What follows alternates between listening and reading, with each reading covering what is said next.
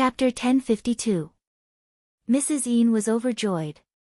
She thought that her son had thought things through and was no longer going against his father.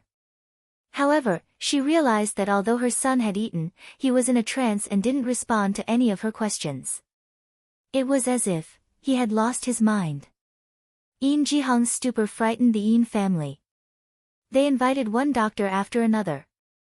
After the examination, they all said that everything was normal. He was healthy and eating well. However, Ian Ji-hong's state was obviously not right. Just as the Ian family was considering whether to invite the doctor who had recently treated their in-law's niece and was said to be very good, Ian Ji-hong suddenly woke up. "Dad, Mom, what's wrong with me?" Ian Ji-hong, who hadn't seen Wen Jinping for nearly half a month or had any physical contact with her, only felt that his mind was in a mess. He seemed to have forgotten something, but also seemed to have forgotten nothing. He was in a daze and couldn't tell what was real and what was not. "You don't remember?" Mrs. Ian rushed to her son's bedside as soon as she heard the noise. Hearing this, she subconsciously turned to look at her husband with confusion in her eyes. "Remember what?" Ian Ji-hong held his head and looked around. For a moment, he still didn't understand the situation. Mrs. Ian was afraid that she would agitate him, so she asked tentatively, "Did you forget what happened recently? Did you forget why you were at home?" At home? These two short words seemed to have turned on a certain switch. Everything that had happened recently was stuffed into Ian Ji-hong's mind. Ian Ji-hong's expression changed from the initial confusion and discomfort to gloomy and livid. Mrs. Yin's heart skipped a beat when she saw the sudden change in her son's expression. "Ji-hong, are you okay?" "Mom, I'm fine." Ian Ji-hong thought of what he had done recently and felt a little more apologetic toward his parents. "I just suddenly woke up and remembered what happened recently. It's as if I've been possessed." "Possessed?" The couple was shocked. "Yes. I really don't like Wen Jinping at all. You could even say that I hate her. Especially after she had such a scandal with a married woman in the crew." The statement released by Hi E Entertainment couldn't even fool those die-hard fans, let alone those in the industry. Everyone knew what was going on in their hearts. However, they were still in the same production team, so it was not good to talk about others behind their backs. Thus, they maintained a harmonious appearance. However, under this harmonious atmosphere, how many people really looked up to these two people? Ian Ji-hong was a person who could not tolerate sand in his eyes. He vaguely remembered that when he first heard about this matter, he was quite sympathetic to Ding Juexi's first wife. He was extremely disgusted by this cheating scumbag and his mistress. Who would have thought that after only a few days, he would inexplicably have a good impression of Wen Jinping as if he was possessed? His reason clearly told him to stay away from this woman, but there was a voice that kept echoing in his mind, asking him to help her, pamper her, and love her. Now that he thought about it, Ian Ji-hong felt his hair stand on end. It was as if his body had suddenly been controlled by someone else. It was simply terrifying. Mrs. Ian firmly believed her son's words. She boasted that she knew her son's temperament very well. Previously, she was busy dealing with the conflict between father and son, so she didn't think too much about it. Now that her son mentioned it, she couldn't help but think about it. "Could it be that you bumped into something unclean? Or did that woman feed you something strange?" Chapter 1053. If Ian Ji-hong knew what was going on, he wouldn't be so depressed. "I'm not sure either. I clearly hated her back then and was very careful to keep a distance from her. But she would always take the initiative to come to me from time to time. Sometimes, she would even touch me intentionally or unintentionally." Mrs. Yin's face darkened when she heard this. She took the initiative to approach him and even touched him physically. This woman's thoughts were as clear as day. What a shameless vixen. Later, after some contact, it seemed like Ian Ji-hong's face was livid and he couldn't continue. Whenever he thought of the intimate contact he had with Wen Jinping during this period of time, he couldn't help but feel nauseous. All right. If you don't want to talk about it, then don't. Mom knows. It must be that woman's doing. Don't worry. Mom will avenge you. I won't let that woman have an easy time. Compared to Mrs. Yin's heartache, Mr. Yin was more rational. He looked at his son suspiciously and doubted his words. You've really thought it through and come to your senses. You didn't lie to us on purpose so that I'll let you go and run to that woman? The corner of Yin Jihong's mouth twitched. He realized for the first time that his father had such a rich imagination. Dad, don't worry.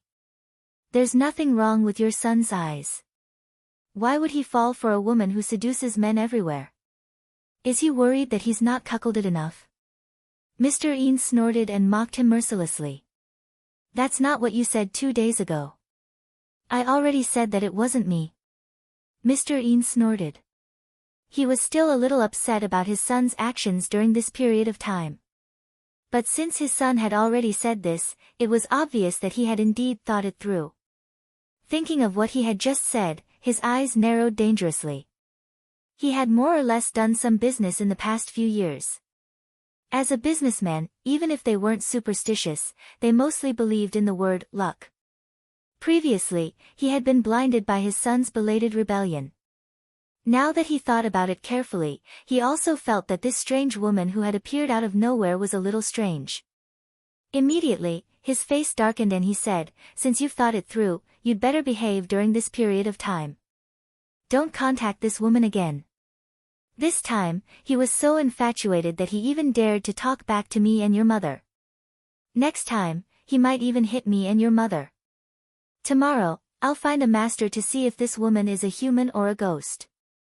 If she's a human, we'll catch her. If she's a ghost, we'll catch her. We can't just let this go.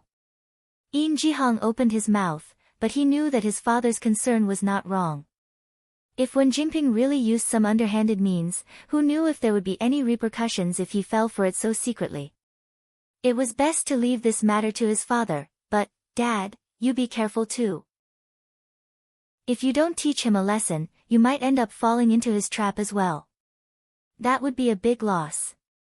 You little brat, do you think your father is like you? You're so young that you can't find your bearings after being coaxed by others. Don't worry, I know what to do. Yin Jihong's face darkened. He wanted to refute with a few words to prove himself, but when he thought of all the ridiculous things that had happened during this period of time, he suddenly lost his confidence. His disgust and dissatisfaction with Wen Jingping also reached its peak at this moment. The more he doted on this woman and listened to her words in the past, the more he disliked and rejected her now. Chapter 1054. It was impossible for them to meet again, but he couldn't take this lying down, unless someone's reputation was ruined. What everyone didn't know was that the moment Yin Jihong woke up, the culprit, Wen Jingping, also felt a chill down her spine. The uneasiness in her heart reached its peak. As the male lead, Yin Jihong couldn't leave the set for too long during filming. However, this drama had been filming for a long time. When Yin Jihong was brought home by his father, he didn't have many scenes left. In addition, the Li family was one of the investors of this drama, and the Yin and Li families were close. Even the director couldn't stop the elders from teaching their children a lesson. Thus, they put Yin Jihong's remaining scenes at the end and filmed the others first. There were always more solutions than problems. Although Yin Jihong's departure disrupted the original filming plan, it didn't affect it much. After some adjustments, the original order was quickly restored. The only one who panicked was Wen Jingping. When Yin Jihong first asked for leave, she didn't realize the severity of the situation. She only thought that he had something to do at home and would be back in 2 days. In the end, Yin Jihong didn't come back in 2 days. Instead, she was asked to leave by the assistant director of the production team. Of course, it was Father Yin who asked the director to leave. Yin Jihong was fine. It was normal for male leads to hang around the set every day. This woman was just a guest actress in the drama. Her scenes were completed in less than half a month, yet she refused to leave. It was obvious that she had ulterior motives. Wen Jingping was in disbelief when she was chased away. She hinted to the assistant director that she was Eun Ji-hong's woman. If the production team chased her away while Eun Ji-hong was away, it would be hard to explain when Eun Ji-hong came back. The assistant director couldn't help but laugh. I know Miss Won is young Master Yin's woman, but the person who asked you to leave the set is President Eun. We're in a difficult position. Miss Won is a smart person. You should understand our difficulties. Don't make it difficult for us. Wen Jingping froze and her expression changed. President Eun? Which President Eun? How many other President Euns can there be? Of course, it's young Master Yin's father. Wen Jingping's heart skipped a beat. She finally sensed a trace of danger. Why would President Eun, why would he contact us over such a small matter and interfere with our small production team's matters? The assistant director looked at Wen Jingping with a smile, but there was a trace of contempt and disdain in his eyes. You'll have to ask Miss Won herself. You're asking me? Wen Jingping's expression froze slightly, and she subconsciously avoided his gaze. How would I know? Miss Su, do you know why young Master Yin's not coming to the set these few days? Why? Young Master Yin's hands, young master's mother's young master's father's young Master Yin's. Now, it's President Eun who's asking you to leave through us. If you leave obediently, you can still save yourself some face. Otherwise, when President Eun does it himself, you'll be the one at a disadvantage. The assistant director's meaning was clear. You're indeed Eun Ji-hong's woman, but no matter how powerful Eun Ji-hong is, he's still President Yin's son. The person who wanted to chase her away was President Eun. Eun Ji-hong couldn't even protect himself. How could he protect a small shrimp like her? The production team was still asking her to leave. If she didn't know what was good for her, she would be chased out tomorrow. Chapter 1055. Wen Jingping's face turned green and white. In the end, she didn't dare to go against these people. She pursed her lips and nodded unwillingly. Since she had already left the production team, Wen Jingping naturally couldn't continue to stay in the hotel provided by the production team. The accommodation that Do Tianyi had provided for her had been rejected by Li Yu after she hooked up with Ding Juesi and entered the current production team. She definitely couldn't go back. Helpless, Wen Jingping could only rent a shabby single room outside with her remaining savings. Just as she settled down in this shabby little house that was unpleasant to the eye, Wen Jingping received another call. Not long ago, she had asked Eun Ji-hong to help her with a small endorsement deal, but it was gone. After that, a TV series where she had relied on Eun Ji-hong's relationship to get the role of the sixth female lead also called her. They politely told her that they had found a more suitable actress and regretted that they couldn't work with her. Of course, this was just an excuse. Wen Jingping finally understood the meaning of the assistant director's words. Eun Ji-hong had been caught by his father and couldn't even protect himself. After his father dealt with him, the next person to be dealt with would be her. What she had to face now was not only that her career, which had finally improved by relying on Eun Ji-hong, would once again enter a cold winter. It was also very likely that she would be blacklisted by the Eun family and face further suppression. Thinking of this, Wen Jingping's hands couldn't help trembling. She was afraid and angry. She wanted to smash things to vent her anger, but she also knew that if she smashed things, she would really have to live on the streets. In extreme anger, she decisively vented her anger on the system. Didn't you say that Eun Ji-hong was very favored at home and that as long as I got rid of him, it would be equivalent to getting rid of the Eun family? What's going on now? He's been locked up. Although the system was also very surprised that things would take such a sudden turn and suddenly go out of control, it still did its job to answer Wen Jingping's doubts. After testing, after the scandal between the host and Ding Juesi was exposed, the public's favorability decreased by 20%. Before this, Wen Jingping had a certain fan base. Most of these fans came from her previous live broadcast audience on Konami. It was a pity that a portion of the audience had already been washed away by the Demon Empress that she had participated in before. After that, her entertainment debut suffered a setback and she was unable to successfully form a group. Onlookers kicked her when she was down. They quickly terminated her contract on the grounds that her actions had a bad impact and brought a negative image to the platform. Not only did they not pay her a single cent for the breach of contract, but they also made her pay a sum of money. They squeezed out most of the money that she had painstakingly saved during this period of time. Without the support of the platform, Wen Jingping naturally couldn't do live broadcasts to attract fans like before. In addition, in the past 1 or 2 years, whenever she had the slightest inclination to clear her name, she would expose a bigger scandal. No matter how loyal her fans were, there wouldn't be many of them left after what she had done. Especially with the recent scandals about Wen Jingping's rumored partner being a married man, one could imagine the impact it had on her fans. The expression on Wen Jingping's face stiffened. It was rare for her to be smart enough to understand the meaning of the system's words. What do you mean? Are you blaming me for having a bad reputation and dragging Yin Jihong down? The system pretended to be dead and didn't respond, but the little program that was flying around in her mind was silently complaining, so you still have some self-awareness and know that you're dragging him down. I thought you were so stupid that you couldn't even see that. Chapter 1056. Of course, the system couldn't say this out loud, otherwise Wen Jingping would go even crazier. What do I do now? Yin Jihong has been locked up by his father, how am I supposed to see him? For rich people like them, the security in their homes must be very tight, how am I supposed to break in? Yin Jihong's favorability towards me was so high before, he would definitely think of a way to find me, right? Once he's here, he'll definitely have a way to help me. Wen Jingping anxiously walked around in circles in the room.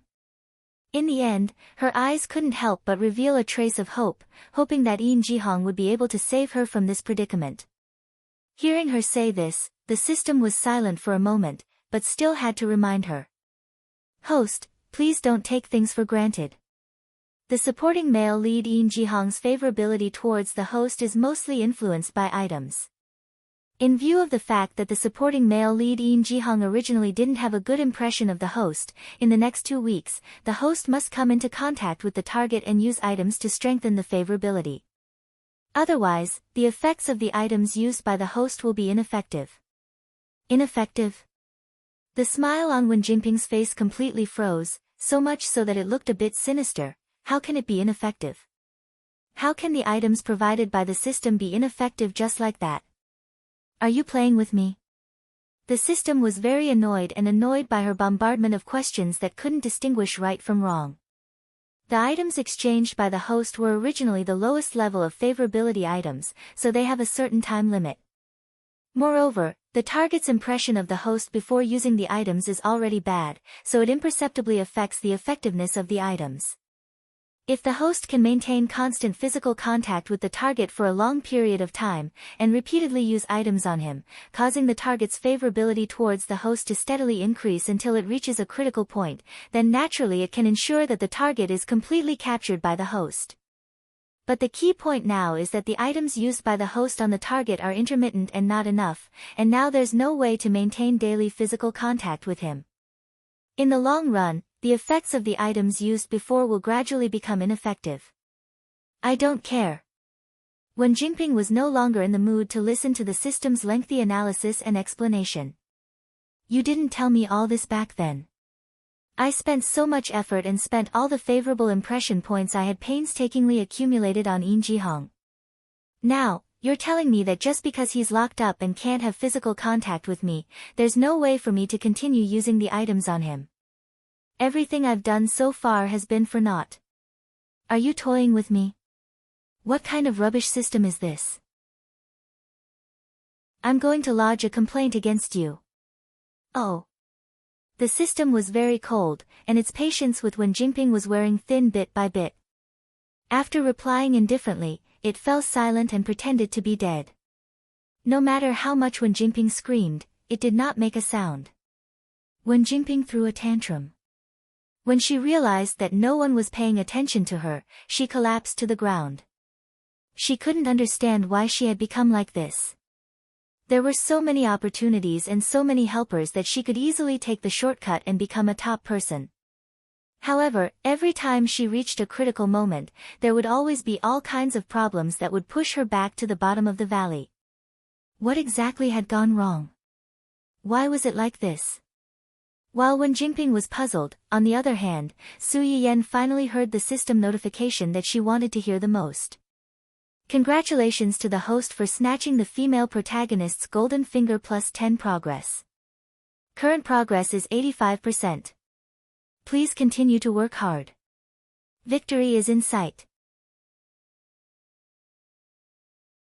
Chapter 1057. Su Yiyan's hand movements suddenly paused, and a light flashed through his eyes. Finally. Su Yiyan's lips curled up, but what happened? The progress bar increased so much all of a sudden. Based on the time limit of the item, the remnant of the item that the female lead used on Yin Jihong should have lost its effect. Su Yiyan suddenly realized, in other words, Yin Jihong is completely awake now. A person who was forced to be stupid for such a long time suddenly wasn't stupid anymore. Thinking back on the stupid things he did during this period of time, it was obvious that he wished he could wash away all these stains before he transmigrated back. Wen Jingping staked everything on one throw and bet all her chips on Yin Jihong because she had her eyes on Yin Jihong's connections and background, which could help her quickly gain a foothold in the entertainment industry. Now that Yin Jihong was awake, everything she relied on in the past turned into a sharp weapon to hurt others. The wider the Yin family's connections were, the greater the degree of suppression Wen Jingping faced. As expected, people shouldn't be too greedy. Putting in so much effort to covet something that didn't belong to you would only suffer the consequences of your own actions in the end. Su Yiyan secretly sighed at Wen Jingping's ability to seek death, and then focused his attention on the progress bar. As the original child of the world in this world, Wen Jingping's halo as the female lead had mostly dissipated. One of the male leads that she had personally chosen had turned against her. She did not know where he had run off to, and the other did not even look at her. The supporting male leads that were supposed to be her loyal supporters and stepping stones were either instigated by Su Yiyan, or they didn't even have the chance to see her before they were cut off first. The remaining 15 points were because Wen Jingping still had the ability to find other spare tires, or, the key was on Dou Tianyi. Thinking about how his progress bar overlapped with that of Hu Qinhuan's male lead, Su Yiyan felt that the latter was more likely. So, if he wanted to eliminate the source of trouble and completely control his fate in his own hands, he still had to go against the bug known as Dou Tianyi. Speaking of which, I haven't heard anything about Dou Tianyi for a long time. She had thought that such a vengeful and ruthless character would definitely use force if soft tactics didn't work. For this reason, she had been very worried and anxious for a period of time, but in the end, it was so calm and peaceful. Was it because he had thought things through and knew that he couldn't force others to do things they didn't want to do, or was the stability at this moment just the calm before the storm? Su Yiyan did not know that it was not that Dou Tianyi did not want to use force, but that his current physical condition did not allow him to fight head-on with Hu Qinhuan and the others. Boss. Li Yu looked worriedly at her boss who was lying on the hospital bed with various tubes attached to his body. Dou Tianyi opened his eyes and glanced at him. Don't look so dejected. I'm not dead yet. How are those fleas in the company doing recently? President Qi and Department Head Jiang have been close recently. Vice President Fang seems to be trying to find a way to contact. Li Yu paused and carefully glanced at him. Vice President Dou. Dou Tianyi instantly understood what he meant and sneered. I'm not dead yet, and they can't wait. Well, while I still have energy, I'll cut off these people's outstretched hands first and let those people who are always looking forward to my death see their future in advance. Chapter 1058. The deputy director Dou that Li Yu mentioned was Dou Tianyi's aunt. Back then, the Dou family was in turmoil and those who were waiting for an opportunity to fight for the family property were either dead or disabled. As a married daughter, Dou Tianyi's aunt was lucky not to be implicated. To this day, she still received shares and dividends from the Dou family company. She was the only remaining director of the company with the surname Dou other than Dou Tianyi. Because of this, there were people who secretly contacted Aunt Dou from time to time in the past few years. Their motives were self-evident. Dou Tiany's eyes turned cold as he sneered. I'm not dead yet, and they can't wait. Well, since I still have the energy, I'll cut off these people's outstretched hands first. I'll let those people who are always waiting for me to die see what happens to them.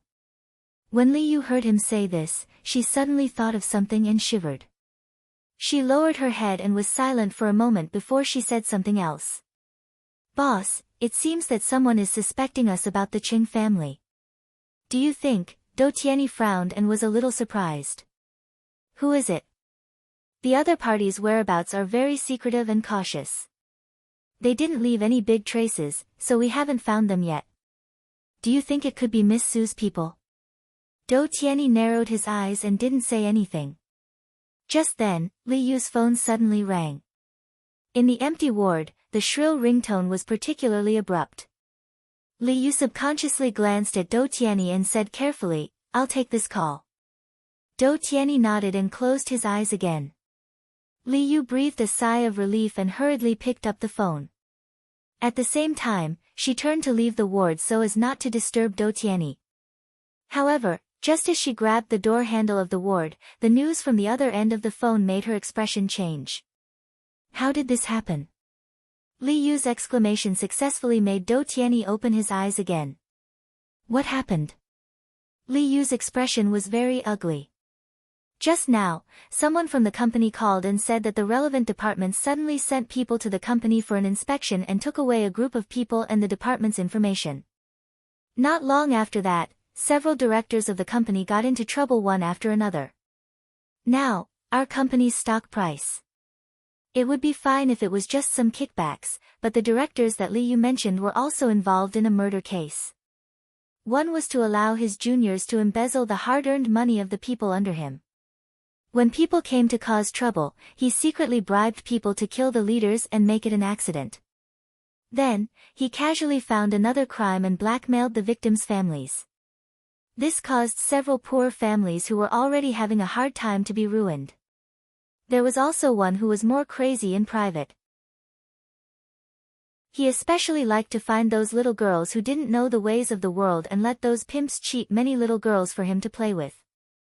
Later on, when the girl's family came to make trouble, this person even beat the girl's parents to death and destroyed the evidence. No matter what it was, as long as it involved human lives, it couldn't be settled easily.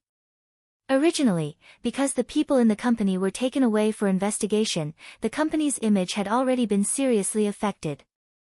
At this sensitive time, these crazy, past events suddenly broke out, and the company's stock price suddenly couldn't hold up. In addition, Dou Tiany was still in the hospital and couldn't get out. The whole Dou enterprise could be said to be leaderless and fell into chaos all of a sudden. As soon as Dou Tiany heard the ins and outs of these things from Li Yu, he knew that there must be someone behind this matter. Otherwise, everything couldn't be so coincidental. Chapter 1059. However, Dou Tiany was still unable to determine who the person behind this was. Just as he was about to ask Li Yu to investigate the matter, his phone rang again. Li Yu thought that something had happened at the company again, so she didn't ask Dou Tiany for instructions and picked up the phone first. Who would have thought that this call was not from the company at all, but, are you looking for the boss? May I ask who you are? Li Yu's expression froze as he looked at Dou Tiany with fear. Dou Tiany noticed the change in his expression and asked coldly, who is calling? It's President Hua from the Hua Group. The Hua Group? Dou Tiany was stunned, but he quickly realized who Li Yu was talking about. His eyes turned cold as he reached out his hand and said, give me the phone. Li Yu felt as if he had been granted amnesty. He hurriedly handed over the phone as if he was holding a hot potato. Hua Chenhuan. When Hua Chenhuan heard Dou Tiany's voice, she did not beat around the bush and went straight to the point. President Dou, you must have received my gift. Are you satisfied? Dou Tiany's face darkened. It's you. It's me. Hua Chenhuan admitted it without hesitation, but there was a hint of coldness in her voice. President Dou, you gave my wife's family such a big gift. How could we not return the favor? So it's you. It was unexpected but reasonable. Dou Tianyi was not surprised, but he did not expect to meet Hu Qinhuan so soon. Of course it's me. President Dou, you might not know that I am a petty person. I don't like people touching my things, especially my people. I can't even stand to look at them, let alone kidnap or threaten them. Oh. Dou Tianyi raised his eyebrows and chuckled. If someone did that, what would you do, President Hua? If you stretch your head too far, you'll be beaten. If you stretch your hand too far, you'll be chopped off. Since some people don't want it, I don't mind doing it for them. Dou Tianyi sneered and said, I'm afraid Mr. Hua doesn't have that ability. Whether one is capable or not is not just a matter of words. What happened today is just the beginning. I hope you can live until the end and see if I have the ability to cut off some people's extra hands. Hu Qinhuan's words accurately pierced Dou Tianyi's heart. He had racked his brains and done so many things just so that he could live well. After saying this, Hu Qinhuan didn't care about Dou Tianyi's reaction and directly hung up the phone. It was as if he had called to give Dou Tianyi a heads up. He wanted him to know that his revenge had begun, but there was nothing he could do but watch the building collapse. Dou Tianyi obviously knew what Hu Qinhuan was thinking. His face was so gloomy that it could drip water. Li Yu, who was watching from the side, was frightened. At the same time, he secretly admired President Hua from the bottom of his heart. He hadn't seen anyone who dared to provoke his boss so blatantly for a long time. Hu Qinhuan was not afraid at all. Or rather, he had the confidence to confront the other party. As he said, the Dou Group scandals one after another and the collapse of the stock was just an appetizer. He knew very well where Dou Tianyi's bottom line was and how to destroy a person's bottom line. After dealing with Dou Tianyi's matter, Hu Qinhuan returned home. Su Yiyan had just bathed the little guy and was busy applying moisturizer and talcum powder for him. Chapter 1060. After soaking in the water, the little guy was lying on the soft, snow-white bath towel, happily kicking his chubby little legs. Su Yiyan took out the baby cream and spread it evenly on her hands.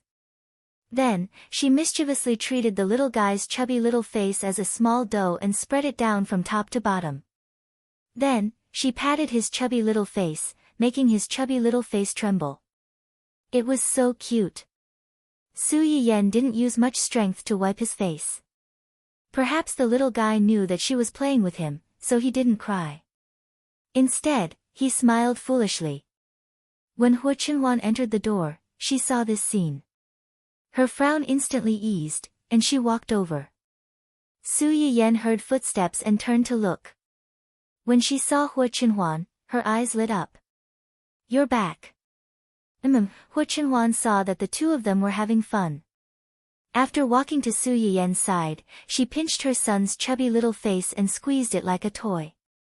Hu Qinhuan didn't use much strength to pinch his face, but she couldn't stop him from pinching it back and forth.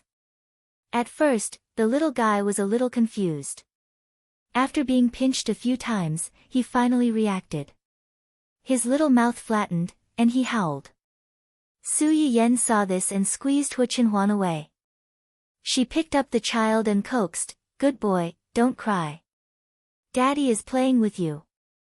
Pfft, bad, bad. The little guy had been able to make some simple syllables recently.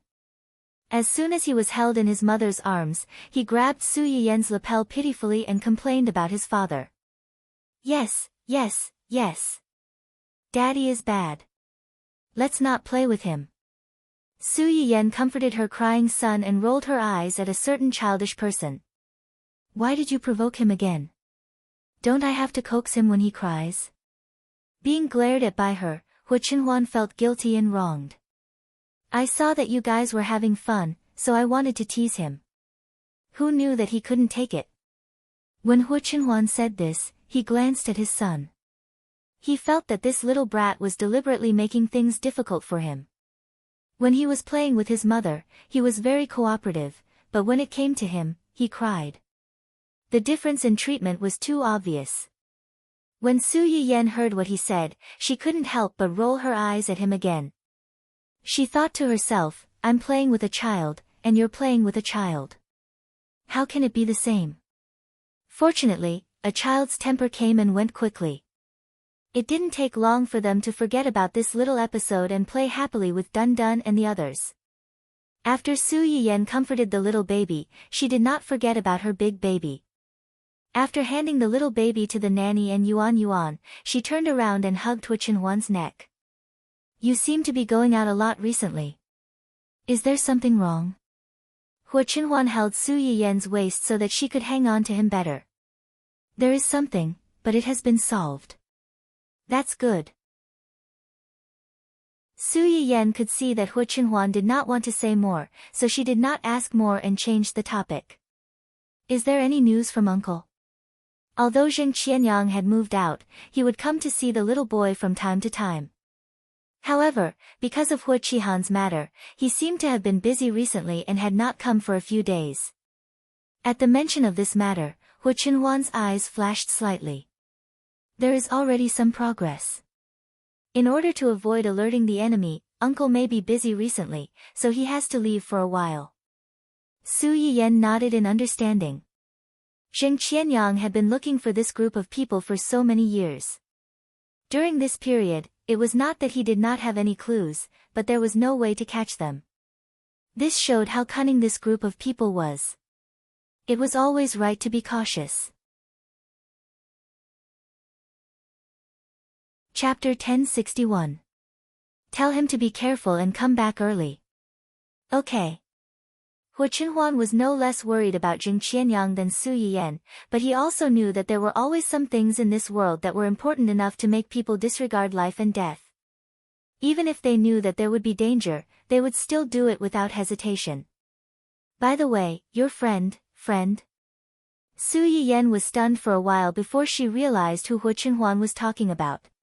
She asked in confusion, you're talking about Xiaoqi. What's wrong with her? Her boyfriend seems to have made a lot of moves recently. Su Yiyen's eyes lit up slightly. She suddenly remembered that Ling Xiaoqi had mentioned to her before that Ning Siyuan had the intention to make a move on her scumbag father. What did he do? He got someone to attack his future father-in-law's company across the province, causing internal strife in the company. The stock price fell greatly, and it was like a plate of loose sand. In addition, he also got someone to fish in troubled waters and sow discord between the internal staff of the company and his father-in-law's wife. The husband and wife fought, and it was even filmed and posted on the internet, causing a heated discussion. If nothing goes wrong, he should be able to buy all the scattered shares that were sold out in a few days and become a major shareholder of that company. Although Su Yiyen was mentally prepared, she was still a little surprised. She was surprised that Ning Siyuan's actions were so fast. He did it as he said and didn't give the other party any chance to react at all. Moreover, Su Yiyen's impression of Ning Siyuan had always been that he was gentle, polite, gentle, and humble. She had completely forgotten that this person, as the heir of the Ning and Qi families, was simply a wolf in sheep's clothing. Xiaoqi mentioned this to me before. During the period when we went to Grandpa's place, her biological father secretly wanted to cause trouble again, but Ning Siyuan found out. Do you still remember that time when that man came to look for Xiaoqi and wanted to kidnap her against her will? At that time, it was Ning Siyuan who saved her. I remember. You even complained to me before that someone's motive for saving the damsel in distress was impure. I still feel that his motive for saving the damsel in distress was impure. However, as long as he is sincerely good to Xiaoqi, it doesn't matter whether his motive is pure or not. When Su Yiyen said this, she let out a long sigh of relief. Back then, the two of them weren't related, but Ning Siyuan was willing to stand up for Xiaoqi. Now that the two of them are together and know about Xiaoqi's family's troubles, it's even more impossible for him to remain indifferent. Xiaoqi said that he was going to swallow that man's company and give it to her as a betrothal gift, as a proposal gift. Xiaoqi wasn't sure if she should accept it, but I felt that she should accept it and had to accept it. That man had caused her and her mother to suffer so much. She deserved these things. Moreover, this is also Ning Siyuan's feelings for her. For him to be able to do this for her, it shows that he really cares about Xiaoqi. If it were me and someone was willing to do so much for me, I wouldn't be able to remain indifferent, right? The more Hu Chenhuan listened, the more she felt that something was amiss. She frowned slightly and said sourly, "Are you envious of her? If you like, I can transfer all the businesses under my name to you. Other than that, I can also hand over my salary and private money to you for safekeeping." The hidden meaning was that she could do what he could do, or even more than him. She didn't have to be envious of others at all. Su Yiyan's attention was instantly attracted, and her focus was a little crooked. "You actually hid money behind my back?" Hu Chenhuan was speechless. Chapter 1062. Ahem. Hu Chenhuan felt that he needed to defend himself. "Actually, it's not considered a private stash. It's just the basic funds for the company's operations." "I see." Su Yiyan muttered and stared at him with a half-smile. "Okay, I'm just kidding. I don't want your private stash, nor am I envious of Xiaoqi. I'm just happy for her. Children from single-parent families have it harder than ordinary children. Her mother's family doesn't recognize her and her mother, so they've been living a hard life all these years. She and her mother are very strong-willed, so there's a limit to how much I can help them. Now that there's someone who's willing to stand up for her, dote on her, and give her the best things, I'm very happy. Everything will be fine." Hu Chenhuan lowered his head and kissed Su Yiyan's forehead. "I hope so." Ning Siyuan didn't disappoint Su Yiyan. He and Ling Xiaoqi started dating with the intention of getting married. Everyone in the family, including Ning Chirue, who was always running around and having fun, knew about Ling Xiaoqi's existence. It could be said that the two families had long regarded Ling Xiaoqi as part of their family. When they heard about the troubles in Ling Xiaoqi's family and knew that Ning Siyuan wanted to stand up for her, they didn't have any objections. They even brainstormed together to help him think of a way to quickly bring down a certain scumbag father's company. The Qin family was considered a respectable family in their world, but in front of the Ning and Qi families, this was not enough. Ning Siyuan just worked with a few partners to secretly suppress the Qin family's company for a period of time, and the Qin family's company's capital chain was broken. The small shareholders in the company saw that the situation wasn't good and began to sell their shares. Some of the management-level employees heard the news and started to resign one after another. In just a few days, the huge company fell apart. By the time Qin Fengde reacted, the company had already become an empty shell. However, this wasn't the worst. Qin Fengde hadn't even thought of a way to get through this terrible crisis before he was completely knocked down by another piece of bad news. He, who had always been at home, had never expected that there would be a day when the wheel of fortune would turn on him. He had been cheated on by his own wife. The one who cheated on Qin Fengde was an executive in his company and also his wife's first love. This man met Mrs. Qin in university and fell in love with her. However, because of his poor family background, Mrs. Qin's family forcefully broke him up and even used some tricks to chase him away. Not long after, Mrs. Qin's parents quickly arranged a marriage for her, and the man was Qin Fengde. From this point of view, Qin Fengde could actually be considered as one of the accomplices in separating this pair of ill-fated Mandarin ducks. However, at that time, Mrs. Qin was still young. Even though she was stubborn and did a series of shocking things to ruin this marriage, in the end, she couldn't resist the pressure from her family and the destruction of reality. She compromised and married Qin Fengde. When they first got married, Qin Fengde was at his worst. It wasn't that Mrs. Qin didn't fight with him, but later on, she had a son. Mrs. Qin, on the other hand, settled down and focused on raising the child. She completely treated this child as her only spiritual support. Because of this, when she reunited with her first love after so many years and the other party was still deeply in love with her and took the initiative to pursue her, Mrs. Qin cared about her son and didn't immediately accept this former first love. Chapter 1063. At that time, no one would have thought that Mrs. Qin's only son would die a few years later. Just look at Ling Xiaoqi's fate in her previous life. How crazy would a mother become after losing her child? Her son's death was the last straw that broke Mrs. Qin's back. Qin Fengde couldn't wait to bring his illegitimate daughter home and let her replace his son as the heir of the Qin family. This also erased the last bit of affection Mrs. Qin had for her husband. From then on, Mrs. Qin had no qualms about sleeping with her ex-lover and used her position to transfer the company's assets. When Qin Fengde caught her in bed, Mrs. Qin was very calm, as if she had expected this day to come. Since you've already found out, I don't have to waste my breath. I'll have someone send the divorce agreement over in a bit. Sign it and I'll move out. How dare you, how? Qin Fengde was so angry that his whole body trembled and his face turned green. Mrs. Qin sneered and said mockingly, why wouldn't I dare? You're allowed to fool around with a bunch of women, but I'm not allowed to find a man. Compared to you who changes women every few months, I only have this one man.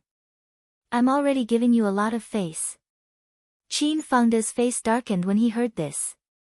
He raised his hand to slap Mrs. Qin but was stopped by her adulterer. Qin Fengde's body had been hollowed out by years of sensual pleasures. How could he be a match for Mrs. Qin, his first love, who worked out all year round? After being pushed by him, she staggered back a few steps and almost fell. He finally steadied himself and his face was as dark as the bottom of a pot. You, what's wrong with us? You want to hit me? Did I say something wrong? What right do you have to hit me? I've dealt with a lot of women for you all these years. If it wasn't for Junwu, I would have divorced you a long time ago. Now that Junwu is gone, your heart isn't with our family anymore. Just divorce, it'll be good for everyone. Qin Fengde's eyes were red and his face was twisted. Impossible, don't think I don't know what you're trying to do. Do I look like such a stupid person to divorce you and let you two live together? You want a divorce?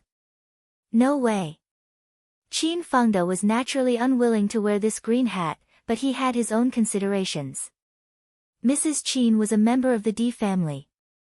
Back then, the marriage between the two families was because both families were well matched in terms of social status. Marriage would benefit both families' businesses. Although the Di family's development was not as good as the Qin family's, they still had some assets. Now, he was about to go bankrupt with a huge debt. At this juncture, if he really let her divorce him, he would have to bear all these debts alone. On the other hand, if the two of them did not divorce, their assets would be joint assets, and so would their debts. Although she was a married daughter, she was still a member of the Di family. If he really had to go into debt, the Di family would help him out for Mrs. Qin's sake so that he wouldn't have to live in such a miserable state. It could be said that Mrs. Qin was Qin Fengde's only hope right now. How could he let her go just because he was angry? Mrs. Qin's expression changed when she heard this. She looked at the man who had been entangled with her for more than 20 years. There was no longer any affection in her eyes. All that was left was a strong sense of anger and resentment. You don't agree? Do you still think you're the high and mighty CEO of the Qin Corporation? Qin Fengde, wake up. You've long been deserted by everyone.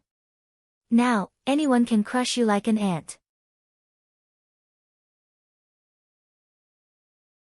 Chapter 1064. You shameless B**tch, you promiscuous B**tch, Qin Fengde was a male chauvinist to begin with, so how could he tolerate a woman talking about him like that? Moreover, this woman used to depend on him. Immediately, without a care, he pounced on the tall and strong man in front of Mrs. Qin. Unfortunately, the man was prepared. When he saw Qin Fengde pouncing on him, he didn't dodge.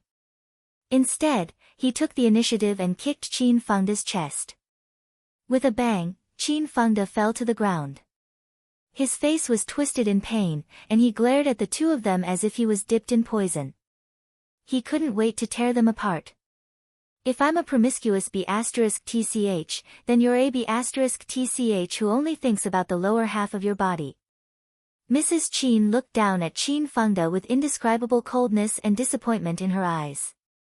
Qin Fengde, you better understand that I'm not asking for your opinion. I'm just informing you. You better know what's good for you and obediently sign the divorce agreement. Otherwise, we have plenty of ways to deal with you. You're no longer the person in charge of the Qin Corporation that everyone fawns over. Anyone can step on a drowning dog. With that temper of yours, you've offended at least a few dozen people, if not hundreds. One spit from each of them can drown you. Not to mention, my family has long disliked you. You probably don't want those enemies of yours to know that you, Qin Fengde, are not only useless, but also have such a big cuckold on your head, right? It's embarrassing that I've been cuckolded, but if this gets out, aren't you afraid that people will say that you're shameless and fickle? Reputation is something that only the poor should consider. Just like how you've had so many women outside before, would you care about what others say? After leaving you, I'm still the young lady of the D family. No matter how much they look down on me and how much they say behind my back, they wouldn't dare to really do it in front of me. But it's different for you. Hearing this, Qin Fengde's expression changed again. Just as the person in front of him said, although he didn't openly have women outside, he didn't deliberately hide it either. For one, he didn't think it was something shameful for a man. For another, he thought that those who criticized him behind his back were just jealous of him. Moreover, those people who couldn't even make him look at them directly, no matter how bad they were behind his back, wouldn't they have to pretend to be mute in front of him? But now, he was like a tiger in a flat land. Being cuckolded wasn't something he should be proud of. These people didn't dare say anything in front of the D family, but they would definitely run to him. Qin Fengde's face turned even uglier at the thought of the possible humiliation he would suffer after this matter was exposed. Mrs. Qin saw the change in his expression, and the mockery in her eyes intensified. Since I've already said what I wanted to say, I'll move out today. I'll give you one day to think about it. I want to see the divorce agreement tomorrow. Otherwise, don't blame me for being rude. I'm, you, BB, Qin, Yen. When Su Yiyen heard about this, he was completely dumbfounded. Qin Fengde's wife took her old lover as her first love's lover and made Qin Fengde a cuckold. This was too unexpected. Su Yiyen's impression of this woman was still limited to Ling Xiaoqi's one-sided description of her in his previous life and the pile of information he found after the investigation. He had no idea that there was such a thing behind the scenes. Chapter 1065. That's not right.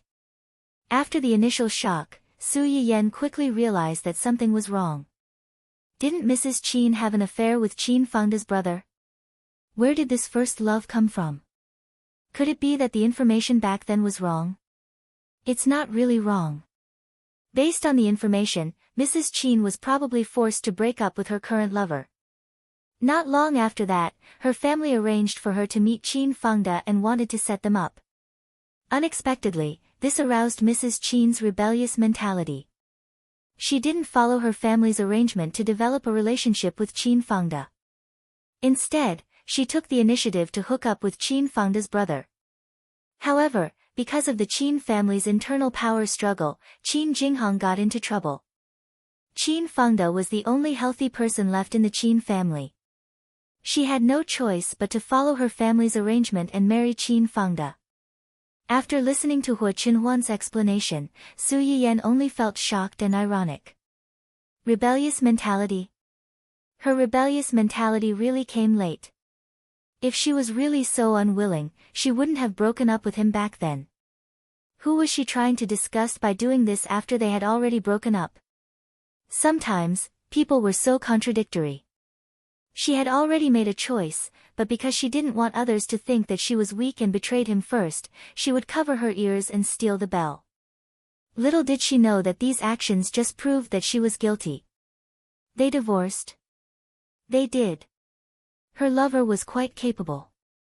He forced Qin Fengde to spend a lot of money and didn't let Mrs. Qin suffer any losses. Su Yiyen snorted coldly. This is called evil people will be dealt with by evil people. This isn't the most infuriating thing. The most infuriating thing is that after the divorce, Qin Fengde found out that this adulterous couple had already started to transfer assets. After the divorce, not only did he lose most of his efforts to Mrs. Qin, but he also completely emptied his funds. In a fit of anger, he had a stroke and was hospitalized. When Su Yiyan heard this, she didn't know why, but she suddenly felt that it was a bit unreal. This man who had been haunting Ling Xiaoqi for more than 20 years actually had a stroke and collapsed. If he had a stroke just like that, then his company, Hu Qinhuan didn't answer directly, but tactfully told the truth. Even if he didn't have a stroke, he couldn't keep the company. It was just that this stroke of his had unknowingly sped up the biting of the various forces. Not long after, Su Yiyan received news from the other side. Qin Fengde was hospitalized after a stroke, and various forces were busy carving up his company. Those mistresses who had been kept by him in the past only wanted his money and the position of the Qin family's legal wife. Now that Qin Fengde had collapsed, they couldn't wait to run away. How could they walk right into the trap? Because of Mrs. Qin's actions back then, Qin Fengde didn't have any other illegitimate children. His only daughter hated him like an enemy. After being hospitalized for a few days, Qin Fengde didn't even see a shadow of a person who came to visit him. He had to rely on the nurses for his daily needs. If it wasn't for his death at this time, it would be easy for others to use against him in the fight for the family property. Qin Fengde might not even be able to get this last bit of decent treatment. Of course, this wasn't anything to be happy about. When the fight for the family property was over, a cripple like him would be completely useless, and his good days would come to an end. Just when Su Yiyan thought that this family's troublesome matter would come to an end, and that Qin Fengde, who had lost all his support, would be in an incomparably miserable future, there was a huge turning point. Chapter 1066. What did you say? Qin Fengde's son's death has something to do with Mrs. Qin's lover. To be precise, it has something to do with the Qin family and her lover. Although Su Yiyan had guessed that Qin Fengde's son's death might have been intentional, she was still a little shocked when it was confirmed. Forget about the Qin family. Qin Fengde's son was his chosen heir. If they wanted to seize power, killing him was the best shortcut. What's up with that lover of yours? Didn't I tell you before? This lover was deeply in love with Mrs. Qin. Many years later, when they met again, he was still thinking about her and wanted to be with her. However, because Mrs. Qin cared about her son, she never agreed. Su Yiyan froze. So, he took her son, yeah. The fastest way to get to the finish line was to get rid of all the obstacles along the way. This man wanted to get Mrs. Qin, but Mrs. Qin didn't want to accept him because of her son. Therefore, he decided to go all the way and get rid of Mrs. Qin's son. He was ruthless and stupid. He didn't realize that when he did this, he had unavoidably become a knife in someone else's hand. After Su Yiyan heard Hu Qinhuan's explanation, she was silent for a long time before she sneered. Deeply in love. He clearly knew that the child was a piece of flesh that fell from the mother's body, yet he was so ruthless as to kill him. Mrs. Qin probably didn't want or dare to accept such a deep love, right? As Su Yiyan said this, she seemed to realize something and asked, "Does Mrs. Qin know about this?" "She already knows." "Then she's crazy." That's right, Mrs. Qin was crazy. This woman, who finally got a divorce certificate and thought that she could live happily ever after with her lover, suddenly found out the bloody truth and went crazy.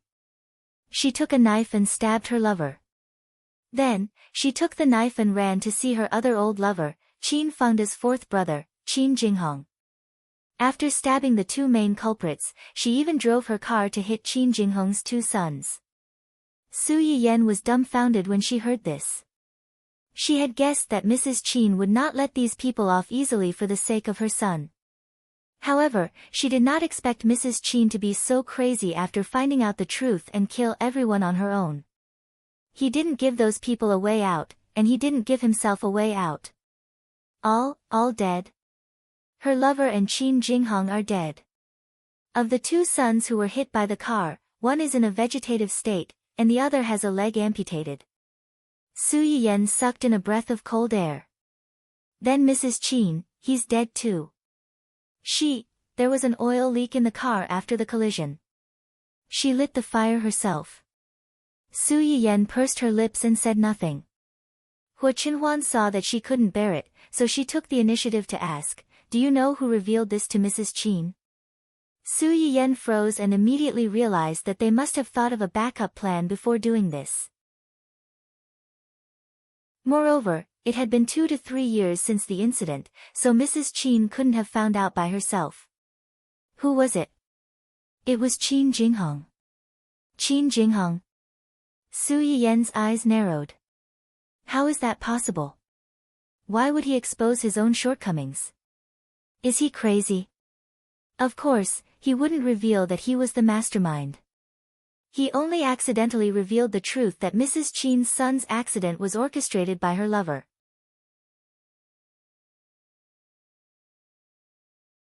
Chapter 1067. Su Yiyen was even more confused when she heard this. Why would he do that? For revenge. Revenge?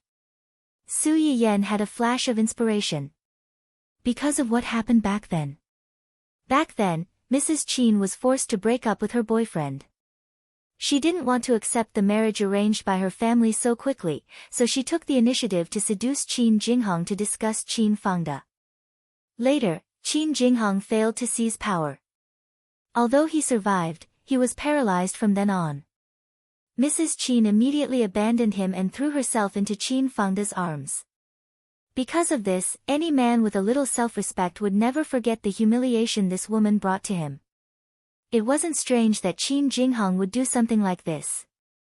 Su Yiyen pursed her lips. Karma was a circle, and retribution was not good. Mrs. Qin probably never thought that she would taste the bitter fruit of her actions back then more than 20 years later. Since Qin Jinghong pushed that lover out, he must be confident that this matter wouldn't implicate him. Then why did Mrs. Qin still? Have you heard of this saying?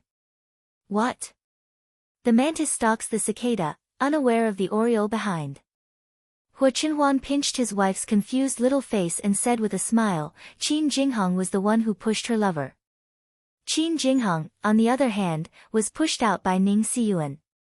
Su Yiyen's eyes widened. You mean, that's why I said that guy was an old fox in sheep's clothing. He knew everything and didn't do anything on the surface. He only pushed them when necessary and let them kill each other. Su Yiyen breathed a sigh of relief when she figured out the true identity of the person behind this. This means that he did put in a lot of effort. But... Su Yiyen frowned. Did Mrs. Qin do something to Xiaoqi? That day, out of caution, she even reminded Ling Xiaoqi that she and Ning Siyuan not only had their eyes on Qin Fangda, but also had to be wary of Mrs. Qin. Now that Ning Siyuan was treating her so harshly, it was most likely because Ling Xiaoqi had gone back and told him what she had found out. That was why he was so ruthless to her. As the saying goes, killing a person's heart. Giving a person who had been pushed to the brink of despair when they thought that they could finally throw away the past and start anew was crueler than letting them despair from the beginning. Su Yiyen should have felt sympathy for her, but when she thought of Ling Xiaoqi's miserable ending in her previous life, she felt that sympathy was a luxury. She had been wrong from the very beginning, and it was a huge mistake for her to involve innocent people in this mess. Now that she had ended up like this, it was the price she had to pay for making so many mistakes. She couldn't blame anyone else. The battle between the sandpiper and the clam came to an end just like that under Ning Siyuan's careful planning. The only winners were Ning Siyuan, the fisherman who had been hiding until the very end, and Ling Xiaoqi, who had never been involved in this matter. Su Yiyen finally noticed what was going on at Dou Tianyi's side after watching the Qin family's drama for a few days. The person in charge of the Dou Corporation suddenly fell ill and was hospitalized for emergency treatment. The corporation is leaderless and its stock price plummeted. Su Yiyen's first reaction when she saw the news was that it was impossible. Dou Tianyi's condition shouldn't have deteriorated so quickly. Moreover, he was clearly the male lead of this world. It's true. The sudden voice behind her startled Su Yiyan. She turned around and realized that it was Hu Chenhuan. It's true. Yeah, Dou Tianyi was hospitalized a week ago and hasn't been out since. Does he not want to come out or can't come out?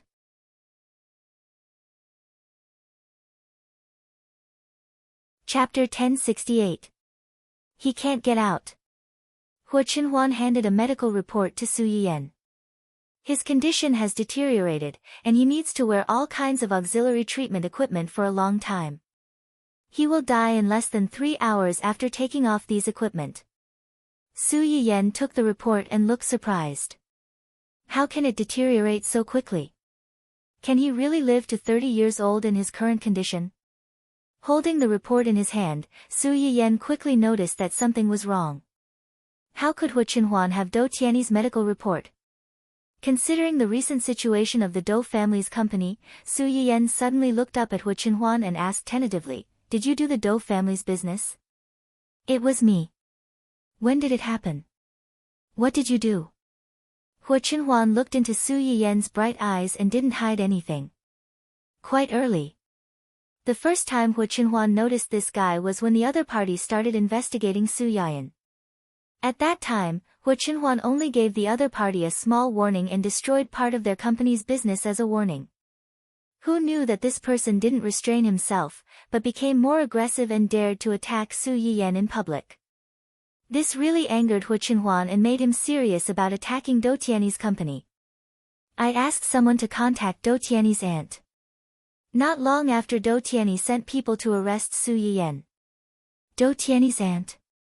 He has an aunt. Didn't you say that most of his family members are already? His aunt got married a long time ago. When the Dou family was in chaos, it didn't affect her much." "I see." Su Yiyan suddenly understood. "Then you contacted her. Is it useful?" "There are few people left in the Dou family. Now there are even fewer people who still have shares in the company and have a certain right to speak. She happens to be one of them. Moreover, it wasn't as if she didn't have any thoughts of seizing power. I just gave her a chance and something to rely on." "You want them to kill each other and then buy Dou Tianyi's company?" "I'm not interested in that company." Hu Chenhuan hesitated for a moment and decided to be honest with Su Yiyan. Actually, what happened to Grandpa was related to him. Su Yiyan's hand paused abruptly. "What did you say?" "Grandpa's matter had something to do with him." "Is he the one behind Qing Fenglang and Song Yunyuan?" "Yes." Su Yiyan's face was as black as the bottom of a pot. She suddenly recalled the words and threats that Dou Tianyi had said to her over the phone. So, it wasn't that he didn't do anything, but that she didn't realize it. How dare he, how dare he! Su Yiyan was so angry that her whole body trembled. She wished she could run to the hospital right now and beat the half-dead person up. Hu Chenhuan sighed and reached out to pull her into his arms. He comforted her. "It's okay. He won't have the chance to hurt you and your family again. Okay." Su Yiyan responded and began to ask the system in her mind. "System, if Dou Tianyi dies now, will the progress of snatching the Goldfinger be full? Will this world still collapse? In theory, the existence of the world's male lead has a great impact on the world's female lead halo. However, because the original novels are mostly based on the female lead's vision, and the host and the host's partner are already more than 3/4 of the way to snatch the Goldfinger, the death of the world's male lead won't cause the world to collapse for the time being. In other words, Dou Tianyi's early death wouldn't cause the world to collapse. Instead, it would increase the progress of snatching the Goldfinger by a large margin. It might even be full.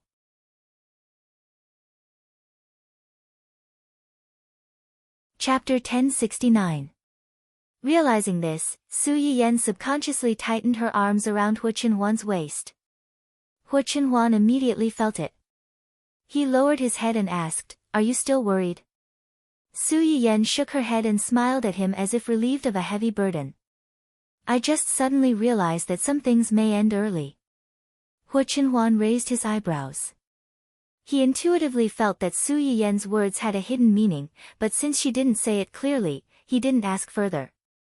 Su Yiyen was so angry that she had already sharpened her knife to attack the male lead. At that time, Wen Jingping was still unaware that she was about to lose her last bargaining chip.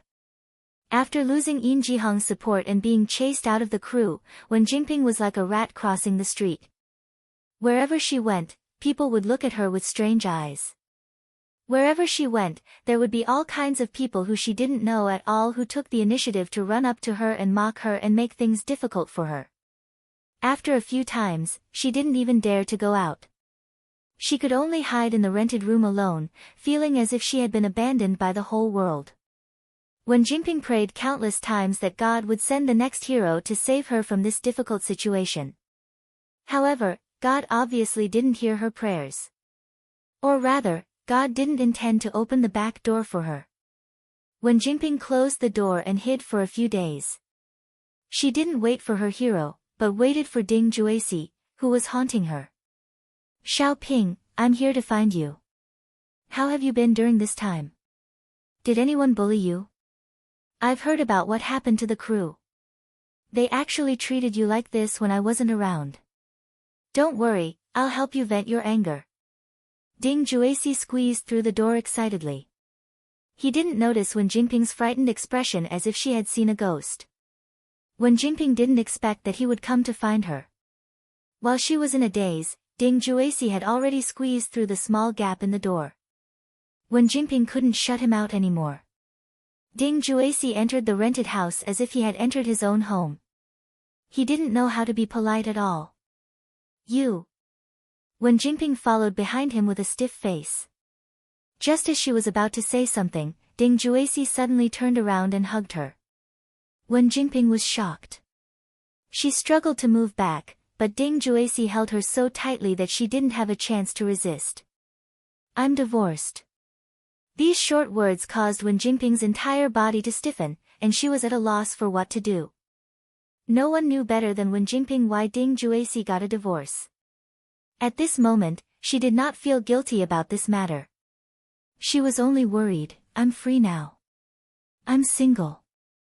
Ding Juesi said as he pulled away from Wen Jingping. He looked into her eyes and said excitedly, I know that you deliberately kept a distance from me because I still had a family and wasn't single. You were afraid that others would think that you were a bad woman who seduced others maliciously. Now that I'm single, status, money, love, I can give you everything you want. I'm worthy of you. From now on, no one will talk about my previous marriage. We can be together forever.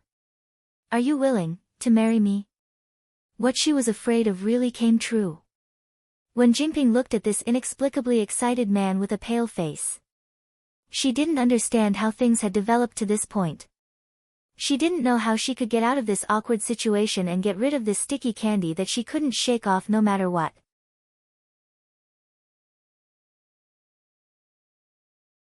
Chapter 1070. Before Wen Jingping could think of an excuse, the sharp mechanical voice sounded first. Warning, warning. The host cannot have a relationship beyond friendship with men other than the male protagonist, especially not have any physical relationship with men other than the male protagonist. Otherwise, you will be severely punished by the system. Wen Jingping shuddered and subconsciously pushed Ding Juesi away. Little Ping. Ding Juesi looked at Wen Jingping in confusion and surprise. Wen Jingping pursed her lips and braced herself to say, Brother. Brother Ding, you misunderstood. I never wanted to destroy your family. I just treat you as an older brother. Green Tea's special saying, I only treat you as an older brother. It was even crueler than giving out the good guy card. When Ding Juesi heard her say that, his face went blank for a moment, and then it became distorted.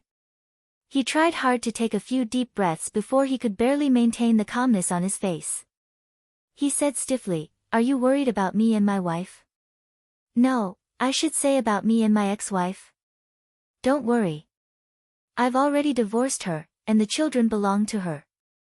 Now, we're minding our own business. She won't come looking for trouble with you. Wen Jingping was a little annoyed when she heard what he said. What does it have to do with me whether you're divorced or not? Why do I have to be with you if you're divorced? Literature on the 19th floor. Even if you're divorced from your ex-wife won't come looking for trouble with me in the future, but those self-proclaimed righteous defenders won't let me off easily. In the eyes of these people, your divorce has something to do with me. If I really get together with you, won't I be the mistress of another family? Although her current reputation wasn't any better, she wasn't a fool. Wouldn't the title of a mistress who hooked up with a married man be the same as pushing her to a dead end? Wen Jingping pulled Ding Juexi's hand away from her arm without a trace. She avoided his gaze and said softly, "Brother Ding, you've really misunderstood. I really only treat you as an older brother. Don't be like this. You're scaring me." Ding Juexi's face darkened on the spot.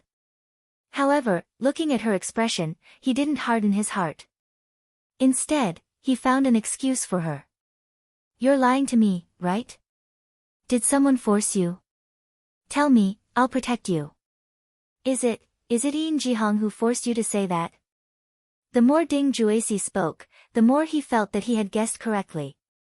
When he thought of the rumors he had heard after returning to the set, he tightened his grip on Wen Jingping.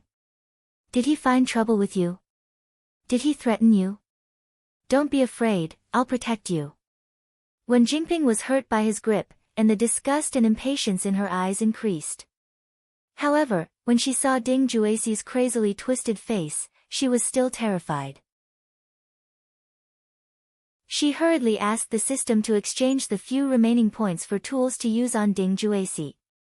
After making sure that he wouldn't hurt her, she put on a guilty and sad expression and said in a low voice, "No, no one threatened me, and no one forced me. What I said is true. I only treat you as an older brother. As for Mr. Yin."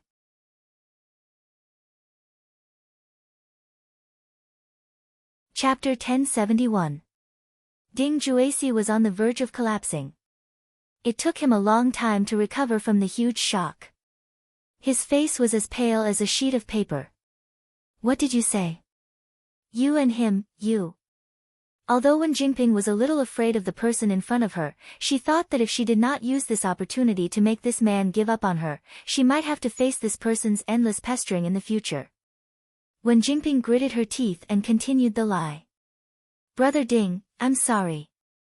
I can't lie to you, and I can't lie to myself. Feelings aren't something I can control. My feelings for Mr. Yin are really. You're lying to me." Before Wen Jingping could finish speaking, Ding Juexi had already shouted first. He grabbed Wen Jingping's arm. His eyes were red, and it was obvious that he was on the verge of an emotional breakdown. "I abandoned my wife and children for you. Now you're telling me that you like someone else. Are you playing with me?" Although Wen Jingping was mentally prepared, she was still shocked when Ding Juexi grabbed her arm. Her face turned pale. "Brother Ding, calm down first. That's not what I meant." Then what do you mean?" Ding Juexi seemed to have lost control of his emotions. Even the items that Wen Jingping had exchanged for were not working. "You want to abandon me and run away with another man, and you want me to calm down? How do you want me to calm down? How do you want me to calm down?" Wen Jingping was stunned by Ding Juexi's shout. After a while, she said in a trembling voice, "Don't be agitated. It's me. I'm not good enough for you. Don't talk to me about this nonsense. Let me ask you one thing. Are you willing to be with me? Are you willing to marry me?" Before she could finish speaking, Ding Juexi took a step forward and forced Wen Jingping to a corner. He threatened in a low voice, "I don't care if you're really reserved or pretending to seduce me. It's all thanks to you that I've become like this. It's best if you're willing. If you're not." Wen Jingping's expression changed slightly. She was afraid that he would really do something to her, so she subconsciously asked the system for help. "System, what should I do? He seems to have gone crazy." Will he attack me? I'm alone now. If we really fight, I won't be able to beat him. What should I do? Think of a way to save me. The favorable impression points collected by the host during this period of time are too low. You are unable to exchange them for supplementary items. Please think of a way to get out of this predicament. To sum it up, if you want me to help you without any benefits, you'll have to pray for yourself. Wen Jingping was so angry that she ground her teeth. If not for the fact that the timing was not right, she would have cursed on the spot. In the end, Wen Jingping admitted defeat when she met Ding Juexi's cold and stern gaze. She lowered her head slightly and said softly, "It's my blessing that Brother Ding is willing to be with me. I'm just worried that they will misunderstand Brother Ding because of me and get you scolded." Ding Juexi's expression finally improved when he heard her words. He coaxed her in a low voice, "No, they will only envy me and be jealous of me. Even if you're unhappy, you won't dare to say anything in front of me. You don't have to mind it at all. Okay." Wen Jingping lowered her eyes to hide the annoyance and impatience in her eyes. Initially, she thought that she could buy some time by admitting defeat so that she could think of a better way to get rid of this person. However, she did not expect that after Ding Juexi comforted her, his hands would start to touch her waist dishonestly.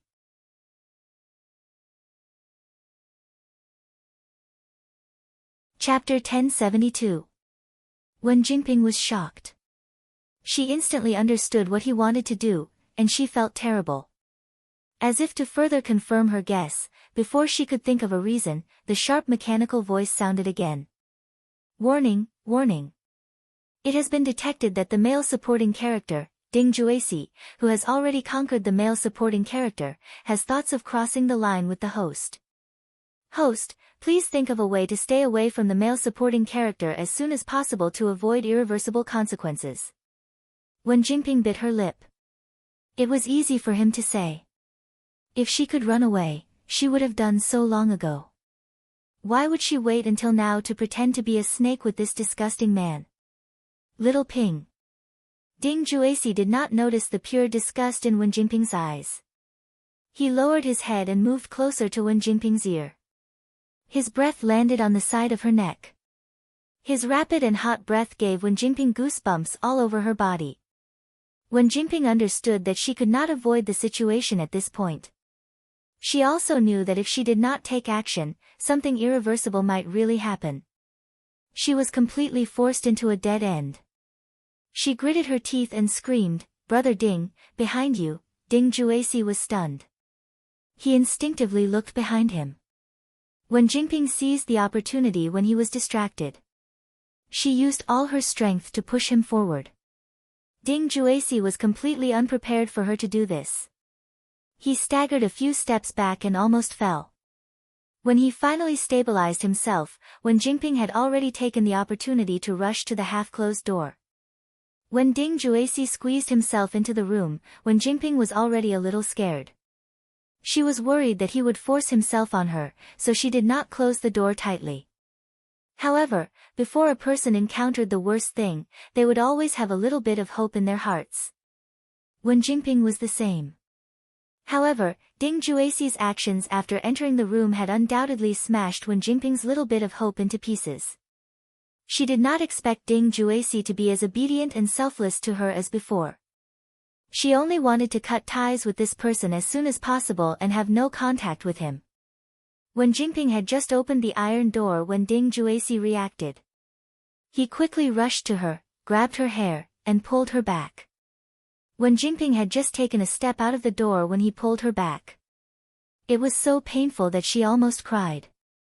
Seeing that she was about to be pulled back into the room, she quickly grabbed the iron door at the side with both hands. She struggled and screamed, "Help! Murder! Help! Someone! Help!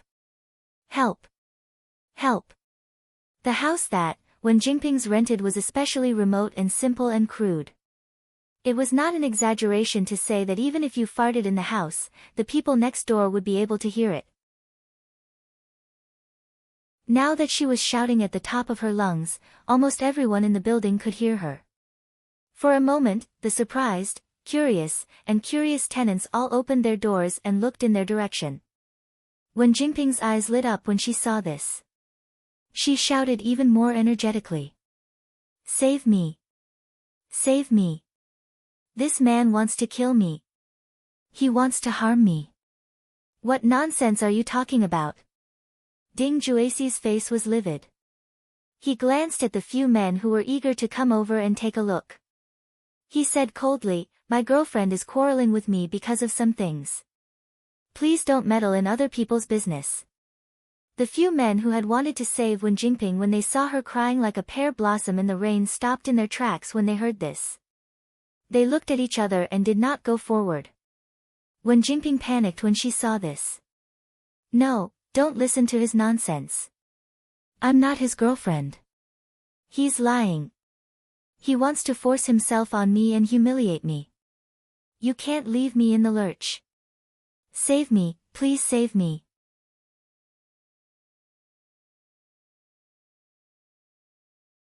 Chapter 1073.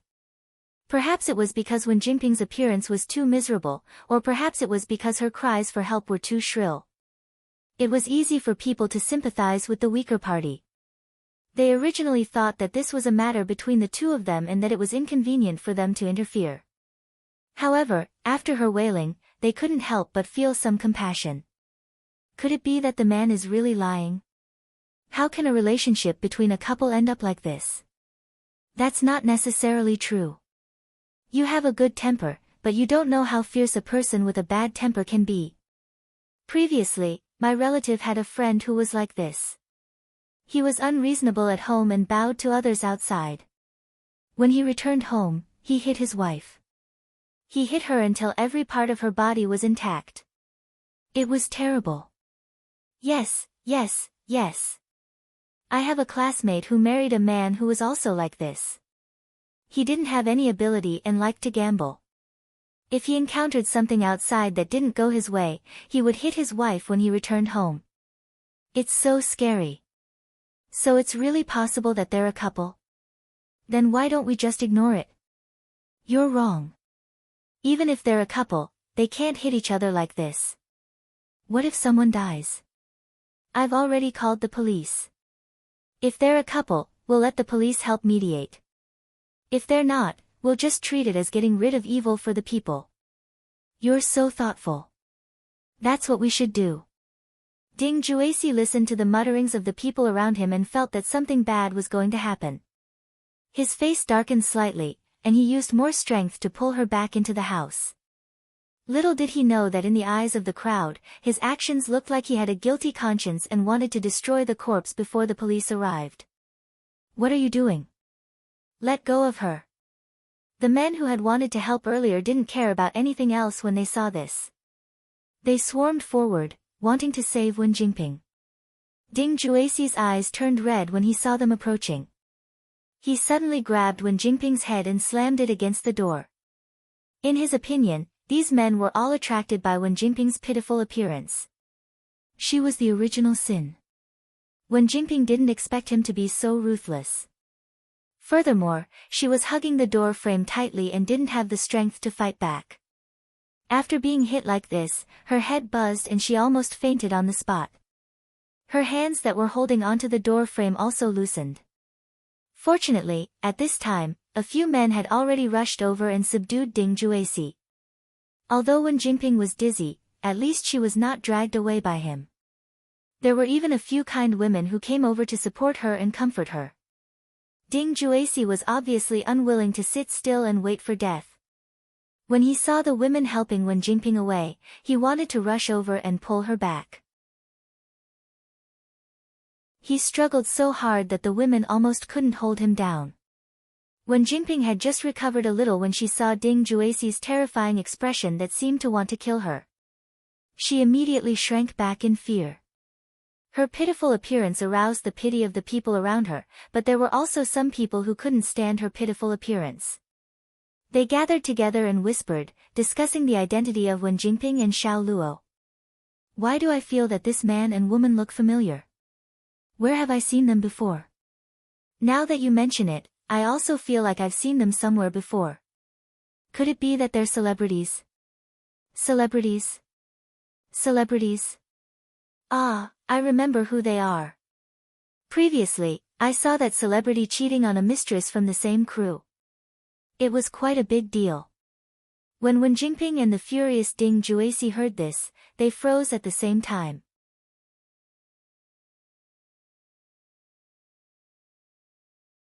Chapter 1074. Although Ding Jueqi was a mess now, some habits were not so easy to change. He had put on a disguise before he came, but after the struggle just now, the disguise was almost removed. Moreover, he did not expect that someone in such a remote place would be able to recognize him. For a moment, he did not know whether to be happy or cry. Sometimes, it only took a moment to go from sympathy to disgust and rejection.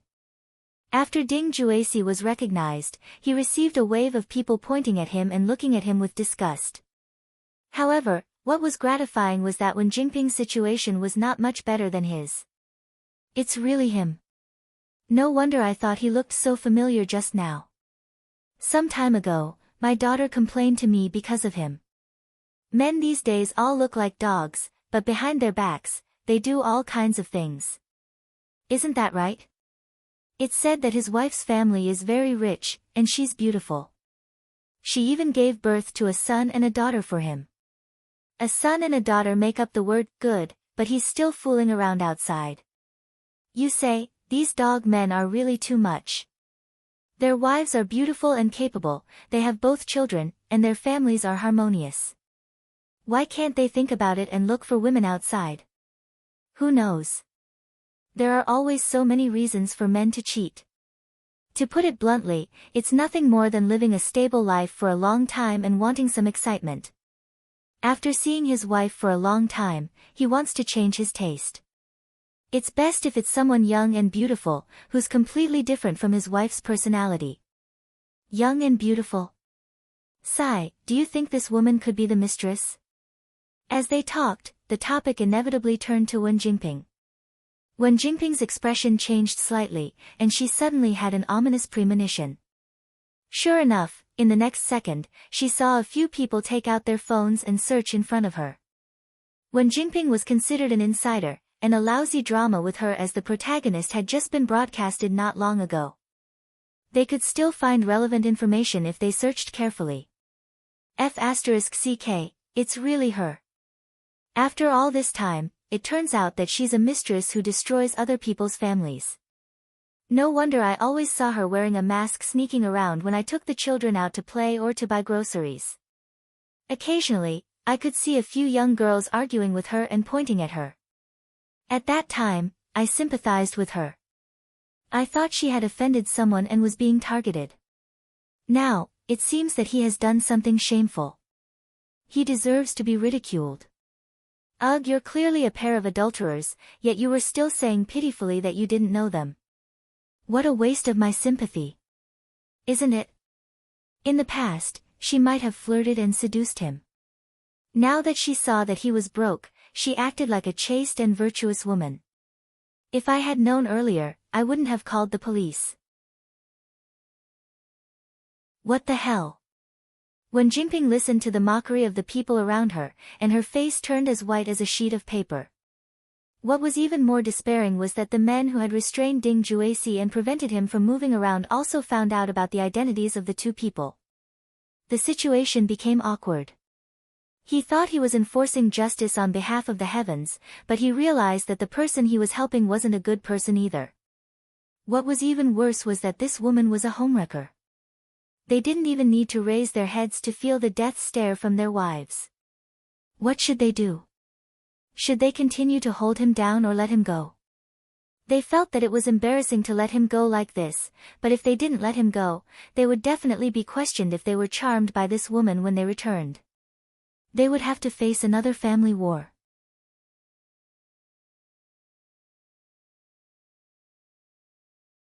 Chapter 1075. Between a husband and wife battle and losing face, the few of them rationally chose the latter. They looked at each other and released Ding Jueqi at the same time. Wen Jingping's face turned pale when she saw this scene. She struggled to get up and wanted to run, but she realized that there was nowhere for her to run. Fortunately, the previous call to the police was still very useful. Ding Juesi had just regained his freedom, and before he could do anything to Wen Jingping, the police arrived. After a brief understanding of the situation, the two of them were taken away. Wen Jingping was relieved when she was taken away. Whether it was an affair or a mistress, it was all a moral issue. However, Ding Juesi had made a move on her and even tried to force her. In a way, it was already illegal. With so many people around, he wouldn't have the chance to make a move on her. That was indeed the case. After Wen Jingping finished her statement at the police station, she left first. Ding Juesi, on the other hand, was temporarily detained for trespassing, injuring people, and intending to commit indecent acts on the victim. If no one came to bail him out, he would probably have to stay in jail for a while. Wen Jingping heaved a sigh of relief when she came out, but she didn't let her guard down. She knew very well that after today, she and Ding Juesi would completely fall out. It was fine if Ding Juesi couldn't come out, but once he came out, he would definitely find trouble with her. Although he was in a mess now, he could still kill Wen Jingping. What should I do now? Your props are no longer effective against him. When he comes out, he will definitely think of a way to kill me, or even get someone to humiliate me. I can't just sit and wait for death. I definitely can't just sit and wait for death. The system saw that she was flustered and kindly reminded her. The only way for the host now is to find yourself a backer. A backer who is more powerful than Ding Juesi and can protect the host from him. That's easy for you to say. Do you think I haven't thought about it? But how can you find a backer just because you want to? I can't count on Yin Jihong anymore. Where do you want me to find a backer that I can rely on now? Isn't there a ready-made one in front of you? Wen Jingping narrowed her eyes and asked excitedly, who is it? The world's male lead. Who are you talking about? Dou Tianyi. That's right. Wen Jingping's expression changed slightly. Are you messing with me? You know that. After testing, the world's male lead's condition worsened in advance half a month ago. The host can take advantage of this opportunity to gain a wave of favorability. Otherwise, once the world's male lead dies of illness, before the system could finish, Wen Jingping's eyes lit up and she said excitedly, what will happen? Will I be assigned a new male lead? I won't. The world's male lead has passed away due to illness. The host's female lead halo will completely disappear, and she will be reduced to cannon fodder under the foundation of the world. Please consider carefully. When Wen Jingping heard that Dou Tianyi had died of illness and that she would be reduced to cannon fodder, just like herself in her previous life, her face turned pale. No, I can't repeat the mistakes of my previous life. I don't want to be cannon fodder. You want me to find Dou Tianyi, is it because there's a way to treat him? The host can alleviate the world's male lead's condition through the item bonus in the exchange system. It was only alleviating, not curing. This was a huge loophole in the language, but Wen Jingping couldn't care less now. She could not care so much anymore. She urgently needed a life-saving straw, and this straw was most likely Dou Tianyi.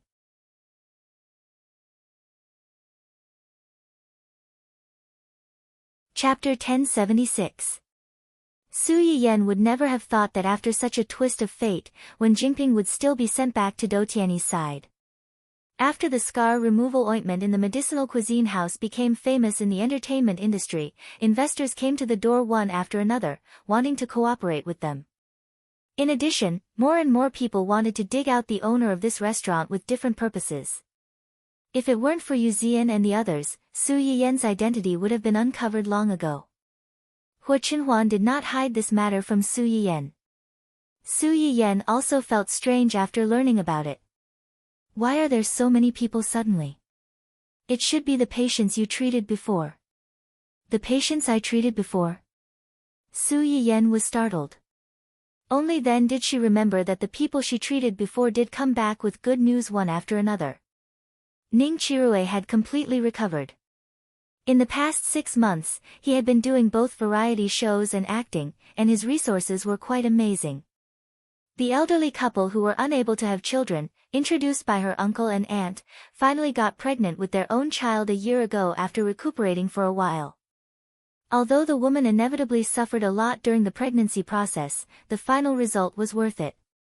A few months ago, the couple's daughter was born. Now, the family of 3 was living a simple but warm life in their hometown. In addition, old Master Jiang, who had helped Hu Qinhuan take back the Hu Corporation from Hu Qihan's hands, came to visit in person a few days ago with Jiang Qingrun, who could finally walk upright, and his little grandson. Old Master Jiang, who had been cured of his illness, was in particularly good spirits. He was also very generous. When he came, he brought a lot of rare antiques and expensive gifts. Su Yiyan was a little embarrassed to accept it, but if she didn't accept it, the old man would be angry with her. In the end, she could only give the 2 of them a few more bags of medicine to nourish their bodies and let them take them back to stew soup for themselves. Then, there was Li Xingnan's burn this time. Everyone is afraid of death. The richer they are, the more afraid they are of death because they have too many things.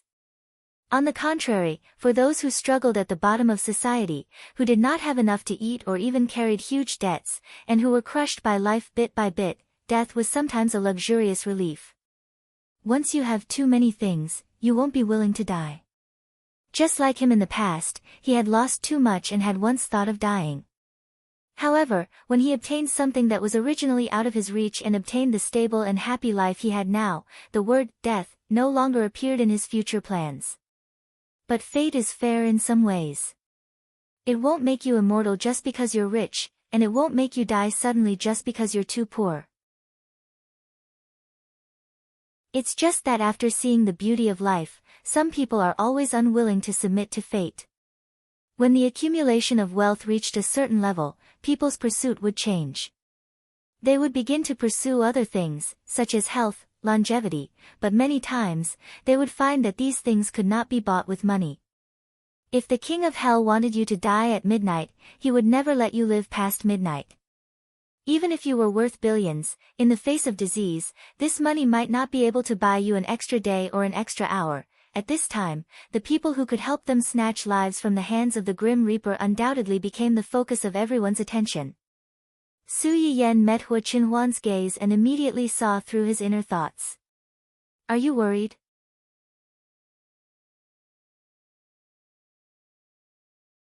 Chapter 1077. Hu Qinhuan took a deep look at Su Yiyan, his eyes full of complex emotions. He was indeed worried, not that he couldn't protect her, but that Su Yiyan's heart would soften. Life and death were things that tested human nature the most. No one could guarantee that those who were at the end of their rope would do anything to cure their illness or even survive.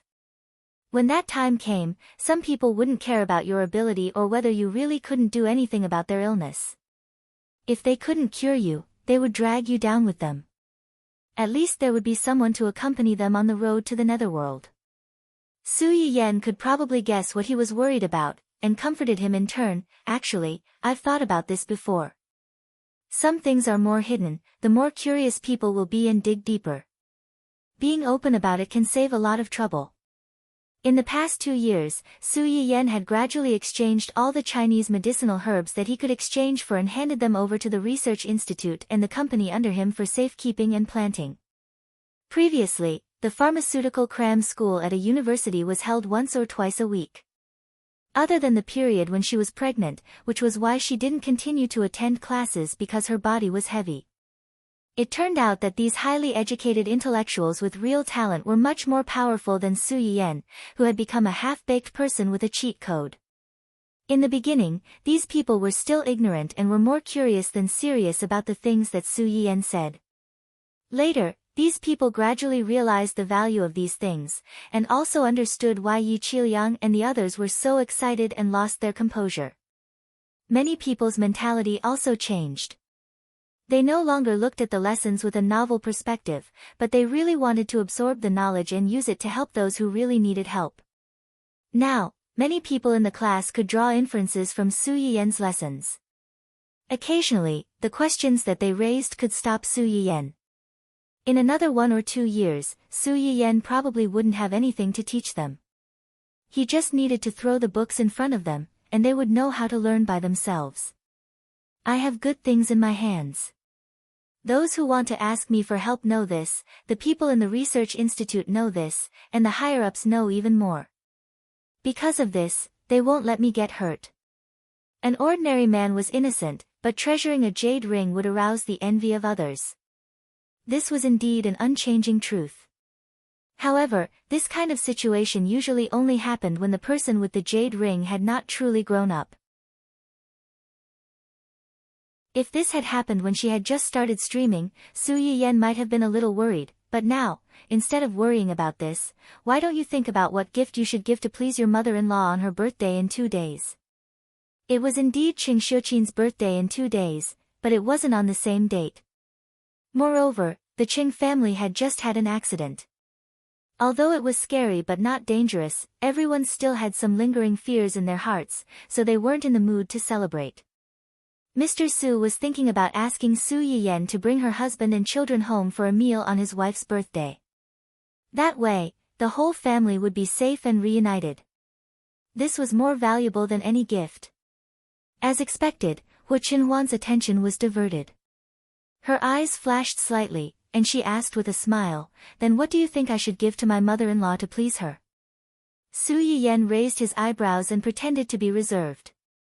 "You're asking me your own problem. You're your mother-in-law's most beloved daughter. Naturally, you know her best. When it comes to giving a gift, whether it's expensive or not is one thing. It has to be delivered to her heart. In our family, you're the one who knows what your mother-in-law likes the most."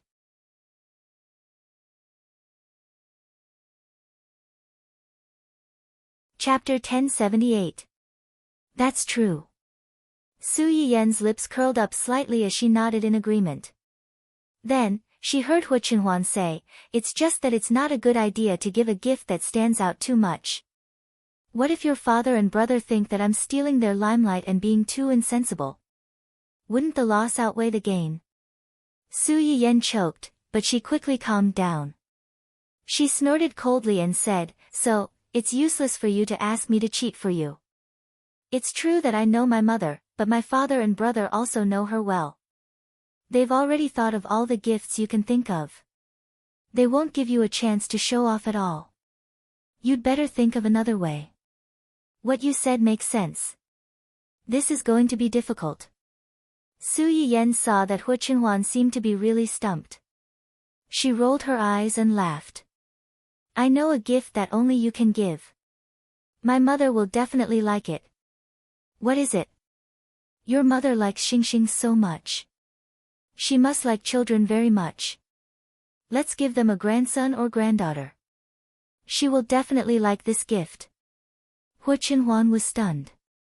She subconsciously glanced at Su Yiyan and said meaningfully, "You want to give me a child that much?" Su Yiyan blushed and said angrily, "It's not for you.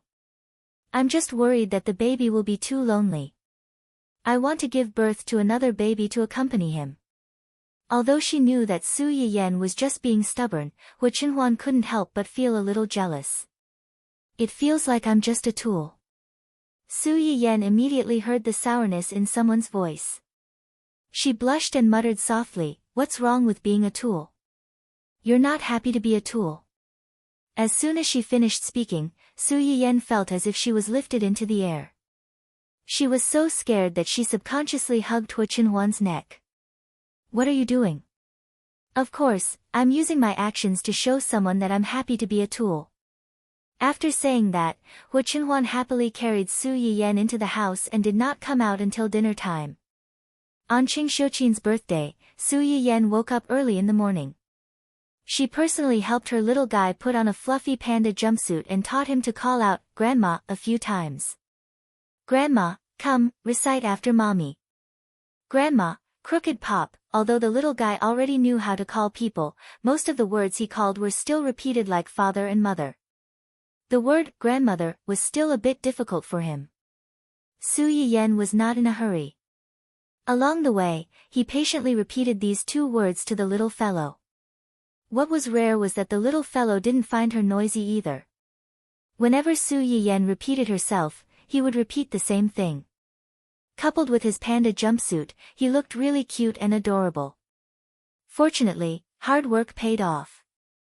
The two of them practiced for a long time in the back seat of the car, and the little guy finally shouted properly. Su Yiyen was happy. She picked up the child and gave him a big kiss, which made the child giggle. "Baby, you're so awesome. Remember to call Grandma when you see her later. Grandma will be very happy to hear you call her." Hu Qinhuan glanced at his wife and son, who were all smiles. He mischievously reached out and pinched his son's chubby cheeks. He pinched his son's little mouth, making him look cute and pitiful at the same time. "It took you so long to learn. You're so stupid." After that, he pinched his son's little face a few more times before letting go. The little fellow was unexpectedly pinched and ridiculed. As soon as he was free, he hurriedly got into his mother's arms and blew a bubble at his unreliable scumbag father. "Tue, bad, bad."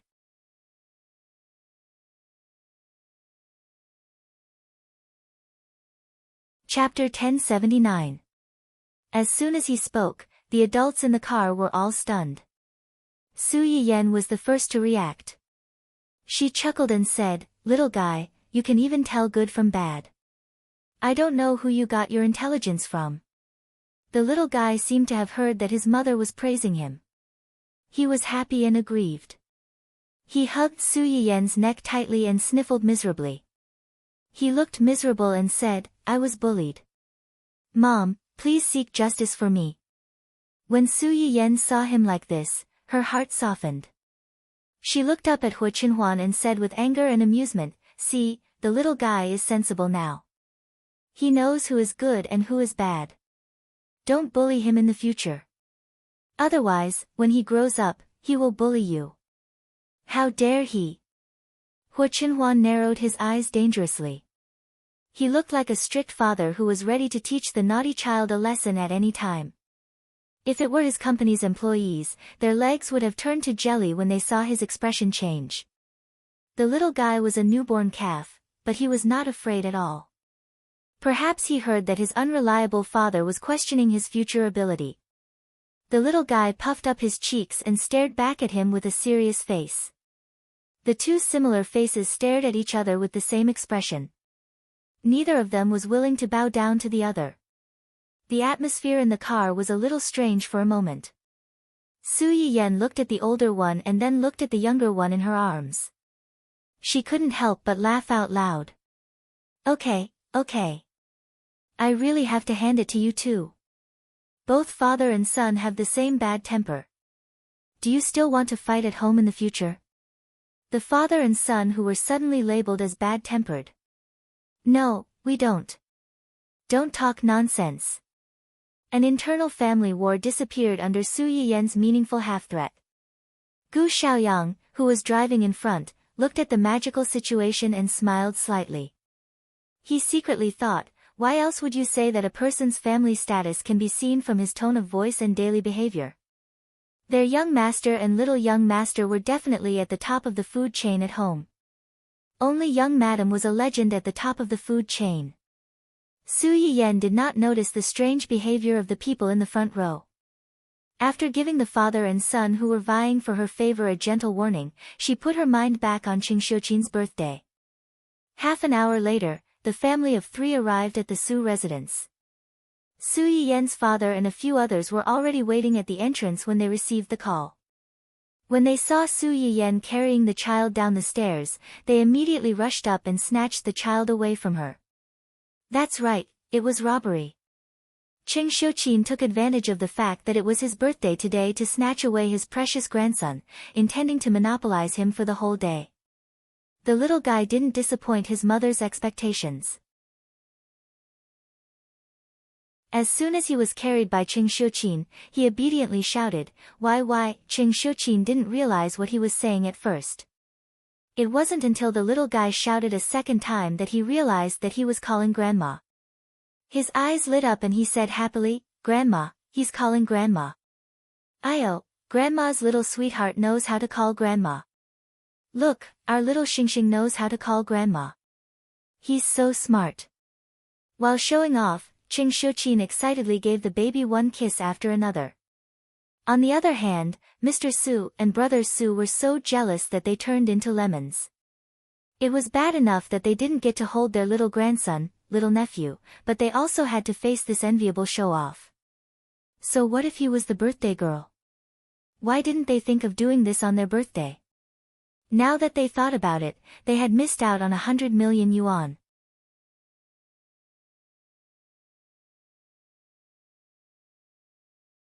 Chapter 1080. The father and son were jealous and regretful. On the other side, Su Yiyen was also a little jealous.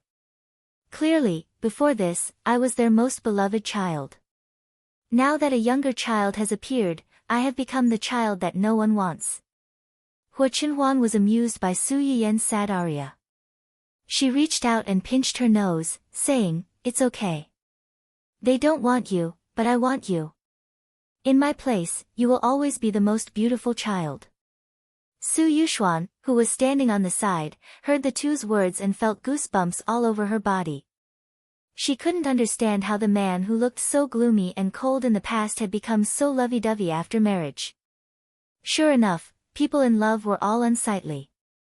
The two elders were busy playing with the child, so they didn't pay much attention to the two's movements. After entering the door, Su Yiyen ran straight to the small kitchen, ready to personally cook a table full of dishes for Qing Shuqin. Although the cook at home also knew how to cook, Su Yiyen still wanted to show her filial piety on such a rare day. Hua Qinhuan followed closely behind, followed by another big tail. "Brother, why are you here?" Su Yiyen looked at Su Yuxuan, who followed Hua Qinhuan into the kitchen, with a blank face. Su Yuxuan touched his nose. Of course, he couldn't directly say that he came to find them to relieve his boredom because he couldn't compete with the two elders. "I saw that you were about to enter the kitchen, so I wanted to see if there was anything I could help with." "I don't have anything to do here. Hua Qinhuan alone is enough to help. Brother, you should go back to the living room to accompany Mom and Dad." Su Yuxuan originally just wanted to come over to make up the numbers. Now that he was chased away by his sister, he became enthusiastic. There is strength in numbers. One more person will be more efficient.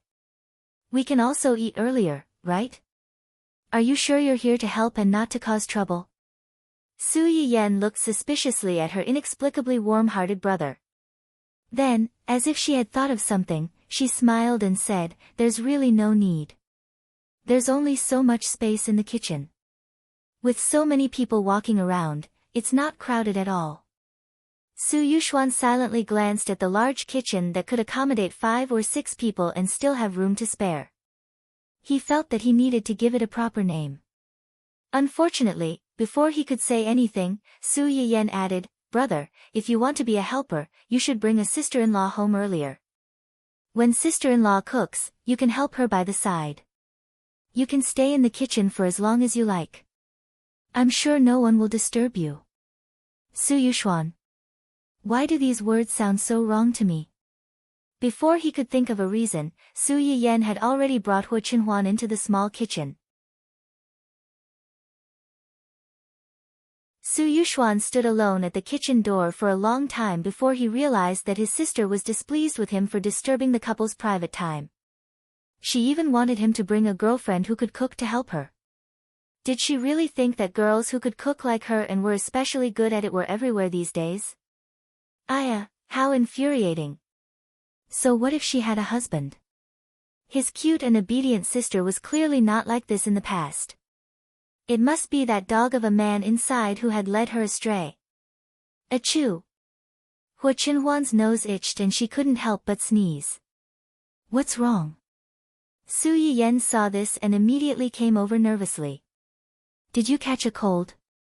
Hua Qinhuan grabbed Su Yiyen's hand that was about to touch her forehead. With a smile in her eyes, she glanced at the door meaningfully and said, "Someone is probably cursing me in their mind."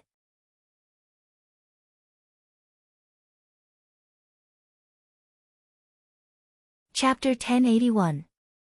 Su Yiyan immediately knew who he was talking about when he saw the look in his eyes. He chuckled and said, "Who told you to take his only sister? You deserve to be scolded." Hua Qinhuan could tell what Su Yiyan was thinking. She felt helpless and amused. Aren't you afraid that your brother will find an opportunity to put a gunny sack on me in a moment of anger? You take the car everywhere you go. How would he have the opportunity to put a gunny sack on you? Is that the point? Isn't it? Hua Qinhuan lowered her head and stared at Su Yiyan for a while. In the end, she couldn't dissuade her little wife. She smiled faintly and said, "Yes." Only then was Su Yiyan satisfied and focused on preparing the ingredients to be used today. Because it was a family, Su Yiyan didn't plan to cook too many rare and time-consuming dishes. Other than the cake and longevity noodles, which were indispensable birthday foods, most of the dishes were home-cooked dishes that leaned toward Qing Xiuqin's taste. The family gathered together and had a good meal. It was no different from every weekend when Hua Qinhuan would accompany Su Yiyan back to the Su family to eat with her parents. However, after the meal, there was an additional cake dessert. Wait. Su Yiyan stopped Qing Xiuqin from preparing to cut the cake and reminded him with a smile, "Mom, you haven't made a wish yet." "Make a wish?" Qing Xiuqin was slightly startled, but then he couldn't help but laugh. "I'm not like you young people. Why do you need to make these fancy things? What does this have to do with whether I'm young or not? Mom, don't tell me that you have no desires at your age and don't have any wishes." Yan Yan is right. Su Yuxuan also echoed, "Mom, this has nothing to do with your age. You're the birthday girl today. You're the oldest. As long as it's your wish, it will definitely come true." As soon as he said that, Qing Xiuqin suddenly turned to look at Su Yuxuan, which made his hair stand. "Am I wrong?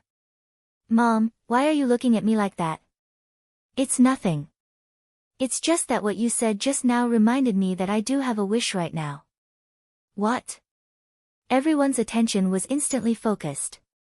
Qing Xiuqin's gaze swept over each of them one by one before he smiled faintly and said, "There are still too few people in our family.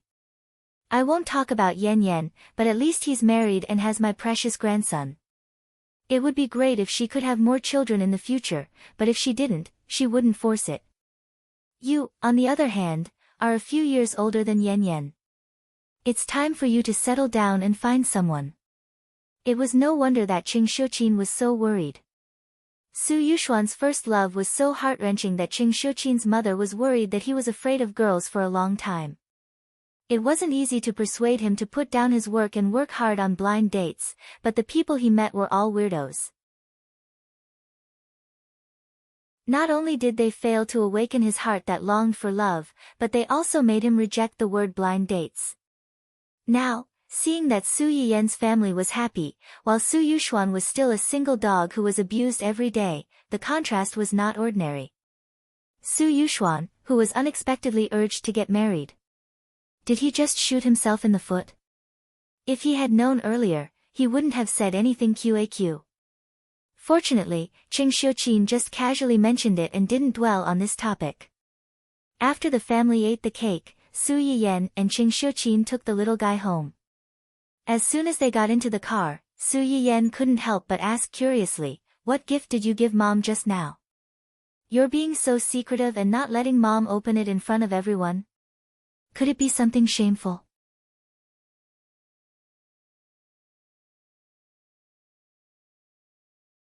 Chapter 1082. Hua Qinhuan seemed to have expected Su Yiyan to ask this question, so he deliberately kept her in suspense. "It's not something shameful.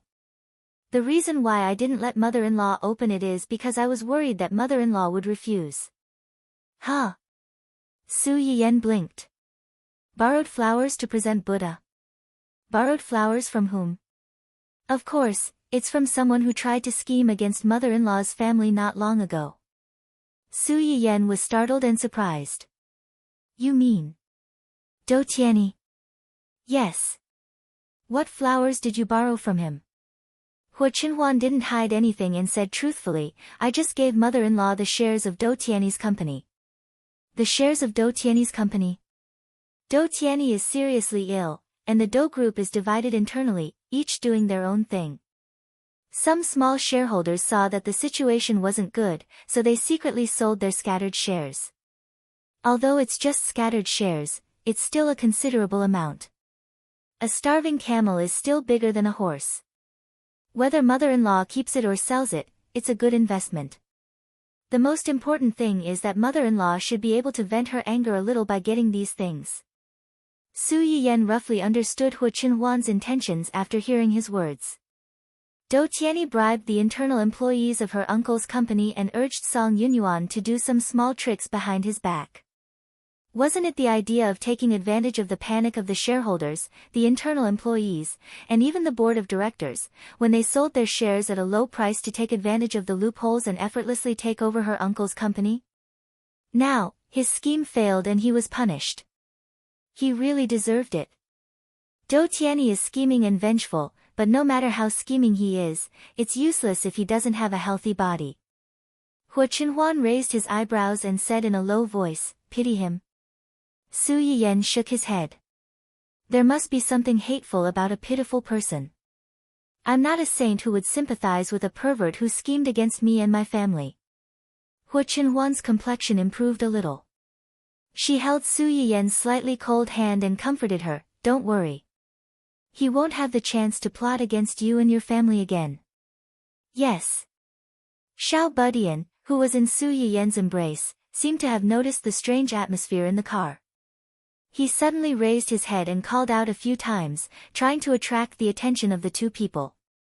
Thanks to his interruption, the two of them stopped talking about Do Tianyi and lowered their heads to play with the little fellow.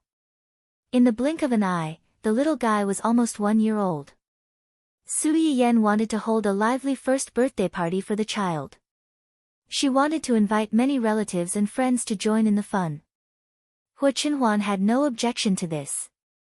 He wanted the whole world to know how happy he was. Su Yiyan wanted to invite a lot of people. Most of them were in the local area, except for the Qing family. There was also Zheng Qianyang, who had left for a matter 1 or 2 months ago and had yet to return.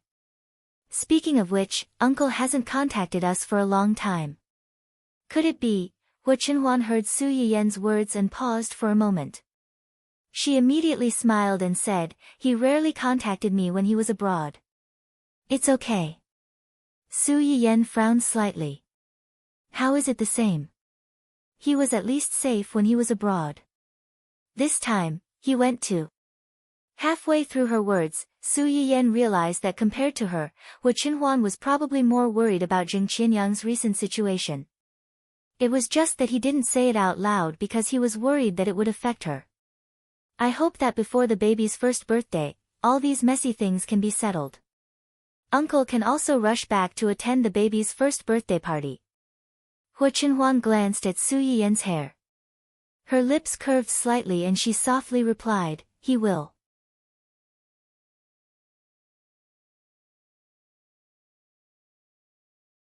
Chapter 1083. As soon as Hu Qinhuan finished speaking, the little boy raised his hand and cried out happily, "Awu, Mama." Yeah, the two adults were stunned. Hu Qinhuan reacted first. She couldn't help but reach out and pinch her son's chubby face. "See, the baby thinks so too." The little boy seemed to have figured out something after his father pinched his face so many times. He was no longer as silly and obedient as before.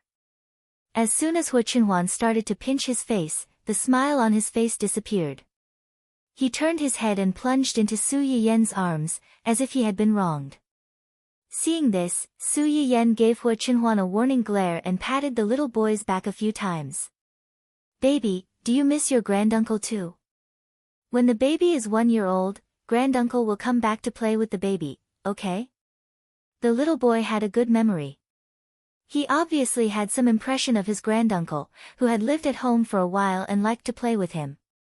Hearing Su Yiyan's words, he clapped his hands to show his support. Pull him over, okay. Let granduncle do it." Su Yiyan kissed the little boy. Then let's ask our little lucky star to bless granduncle to come back safely and celebrate your birthday with you. Otherwise, the baby will have one less gift to receive. Pfft. As soon as Su Yiyan said this, before Hu Qinhuan could say anything, Gu Xiaoyang, who was in the driver's seat, couldn't help laughing. If Mr. Zheng knew that the young madam and the young master missed him so much only because of the gift he hadn't given them, how would he feel? Hu Qinhuan was also amused by his wife's magical thinking. She said, "Granduncle likes the baby so much. He will definitely prepare a very, very big gift for the baby." Zheng Qianyang, who had been warned that he would have to spend a lot of money, was speechless. He was really my nephew. Just as the family was thinking about how to scam Zheng Qianyang when he came back, Hu Qinhuan's phone suddenly rang, breaking the silence in the car. Hu Qinhuan frowned and picked up the phone, but her face darkened after hearing what the person on the other end said. Su Yiyan saw the change in his expression, and his heart jumped. What happened? Nothing. Hu Qinhuan hung up the phone. There's a small mistake in the company. It's not a big deal, just a little troublesome. I have to deal with it myself. Su Yiyan recalled Hu Qinhuan's reaction just now. She didn't think that such a small thing would make him change his expression so easily, but she didn't ask. Business is more important. Since you have something to do, go and do it first. We're fine. Let Xiaoyang send you to the company first. I'll take the little guy back in another car. No need. Yan Bai is already on his way. I'll take his car to the company later. Xiaoyang will send you back. Okay. Su Yiyan saw that he had arranged everything, so she didn't argue anymore. It was obvious that the matter was really urgent. In less than a quarter of an hour, Zui Yanbai rushed over in his car. The two cars met at a fork in the road. Hu Qinhuan got out of the car and didn't forget to say, if there's nothing else, go home first. Don't stay outside for too long. Su Yiyan knew what he was worried about. She leaned over and kissed him. Okay, I'll wait for you at home with the baby. Okay. Hu Qinhuan kissed her back and turned to leave. Su Yiyan looked at his back. She didn't know why, but she suddenly felt a little confused. She had a feeling that something big was going to happen.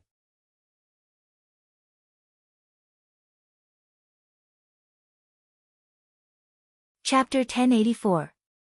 A woman's sixth sense was a particularly mysterious thing. After Hu Qinhuan left, Su Yiyan always felt inexplicably flustered. The little boy in her arms pulled at her several times, but could not get her attention, until, warning, warning. A few cars behind the host's car at 2:00 are suspicious.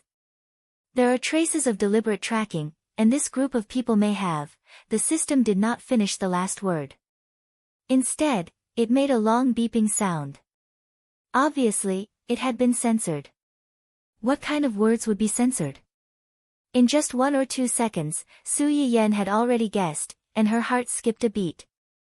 System, are you serious? There are people in the cars behind. System scan. It can't be wrong. When Su Yiyan got the confirmation, the first thing that came to her mind was the people that Zheng Qianyang and Hu Qinhuan had tried so hard to catch. Back then, these people could be so cruel to Hu Qinhuan's parents and fake it as an accident. Now, they were targeting her and her child. At the thought of this, Su Yiyan subconsciously hugged the little boy in her arms. She instinctively picked up her phone and called Hu Qinhuan. If the people in the cars behind were really the people she thought they were, these people were much more terrifying than Dou Tianyi's bodyguards. She, Gu Xiaoyang, and a few accompanying bodyguards were no match for them. Not to mention that she was holding a child in her arms. What if? No, there was no what if. However, when it rains, it pours. Su Yiyan called Hu Qinhuan several times with trembling hands. It was either no answer or an inexplicable busy tone. This made Su Yiyan's uneasiness rise to the peak. Hu Qinhuan did not answer her call. This situation had never happened before. Did she not notice or was she hindered by something? At the thought that something might have happened to Hu Chenhuan, Su Yiyen's scalp went numb. Before she could think further, there was a loud bang. The cars that had been following behind them suddenly crashed into their car from behind. Su Yiyen, who was sitting in the back seat, swayed. She subconsciously held the child in her arms tightly and almost fell forward. Damn it! Gu Xiaoyang had also noticed the strange situation behind him. The collision of the car made him even more certain that this group of people did not come with good intentions. After cursing in a low voice, he hurriedly turned his head to look at Su Yiyen and asked with concern, "Young madam, are you and young master hurt?" "I'm fine. How are you?" "I'm fine too. Sit tight and don't worry about anything. I will definitely send you and the young master home safely." Su Yiyen was stunned. She knew that Gu Xiaoyang was going to speed up and try to get rid of the cars behind them. She nodded quickly. Considering that those people had weapons in their hands, Su Yiyen nervously slid down a little with the child in her arms so that the back of the chair could temporarily block them from the sight of the people behind them. There was no doubt that she had foresight in her actions. As if they could see that Gu Xiaoyang wanted to get rid of them, the people in the cars suddenly became angry. They did not care that they were still not far from the downtown area and directly fired a few bullets at their car. Fortunately, Hu Chenhuan had always been concerned about the safety of the family. Several of the family's cars were bulletproof. The bullets from behind did not hurt Su Yiyen and the others. They did not even damage the car shell. Even so, the sound of the bullets hitting the car still hit the hearts of the two adults in the car. At this moment, the two of them clearly realized that the people chasing them were desperados who really wanted to kill them.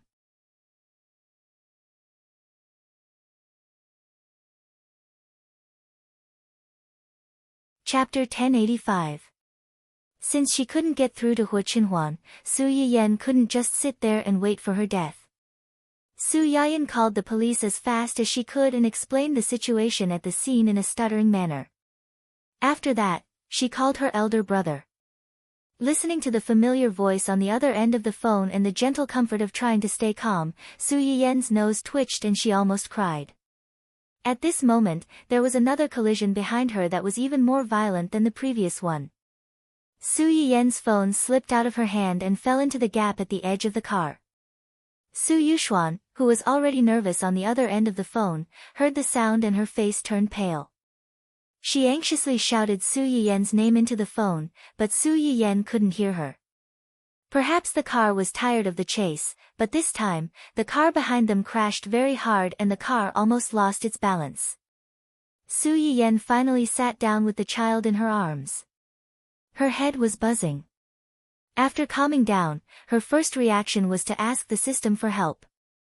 "System, other than those medicinal seeds and all kinds of medical skills, do you have any life-saving tools?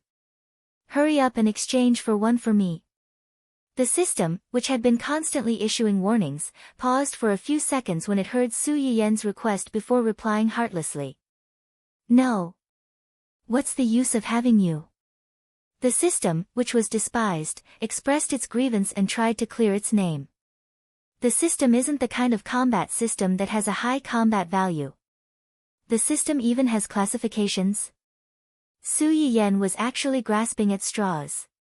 She had been with the system for 2 or 3 years, so how could she not know what was in the system? She only asked this because she wanted to be lucky. She thought that if the system really hid some secret life-saving weapon, "Xiaoyang, how's the situation? Can you escape?" Gu Xiaoyang didn't turn back. Instead, he stared at the cars that were getting closer and closer and the several trucks that looked similar to the ones behind them at the intersection not far away. He gritted his teeth and said, "Young madam, there are too many of them. We can only try our best to delay them. But as time goes on, I'm afraid." Su Yiyen's heart skipped a beat. He could roughly feel the severity of the situation. Compared to a few minutes ago, a few more cars joined the large group chasing after them. It was obvious that these people came prepared. It was only a matter of time before they were caught. Even before they were caught, it was very likely that they would be blocked by an ambush vehicle that would appear out of nowhere and become the turtle in a jar. As it turned out, their worries were not unfounded. After turning a corner and knocking away a small truck that was trying to stop them, their car finally drove off the main road. However, at the other two ends of this three-way road, there was actually a group of cars guarding. It was obvious that they wanted to block them here. There was an ambush in front and pursuers behind. The slightest carelessness could cost them their lives. Gu Xiaoyang's forehead was dripping with cold sweat. Su Yiyan's heart was pounding. At this critical moment, the system, which had been silent for a long time, suddenly spoke up. Drive to the right and don't look back. Right? Su Yiyan subconsciously looked at the cars on the right.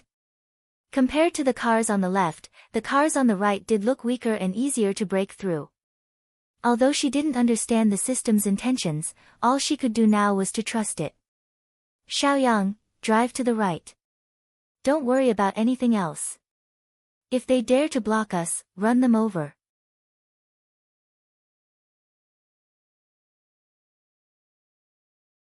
Chapter 1086.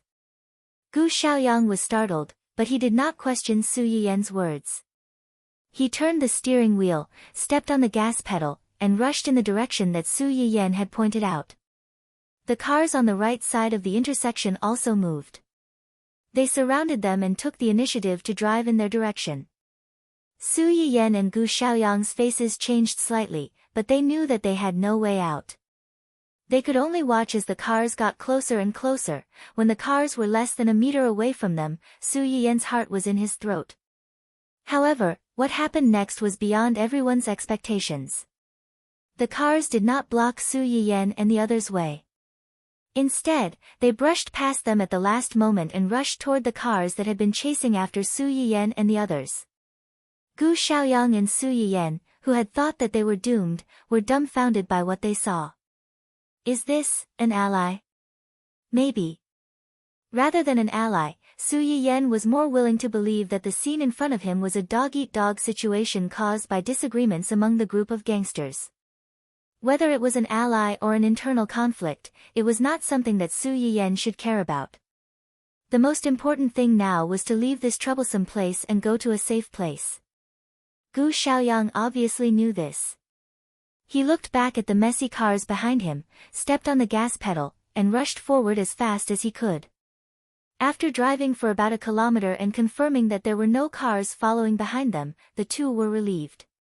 But at this moment, the system's warning sounded again. Su Yiyan was slightly startled. He looked up subconsciously and his pupils shrank. Be careful. Gu Xiaoyang was startled by Su Yiyan's shout. Then, he saw a black truck suddenly rushing out from the corner. Gu Xiaoyang's face changed slightly, and he subconsciously steered the steering wheel to the side. Unfortunately, the road was only so big. No matter how fast one's reaction was, the space was limited. The truck still hit the driver's seat where Gu Xiaoyang was, and the car lost its balance in an instant. Su Yiyan didn't have time to think.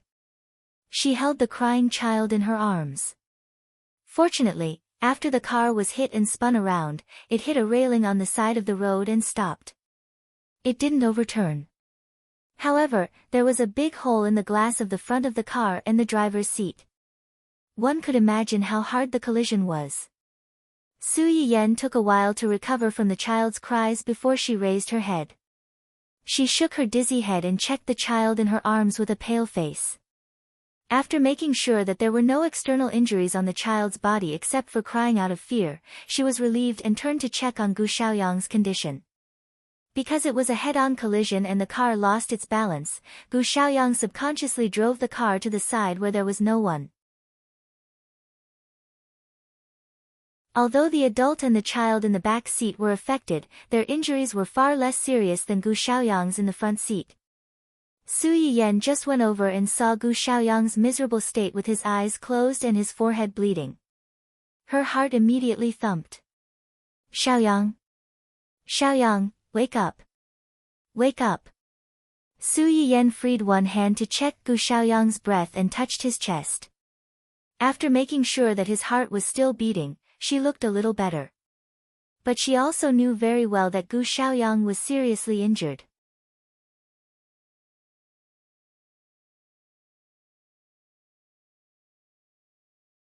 Chapter 1087.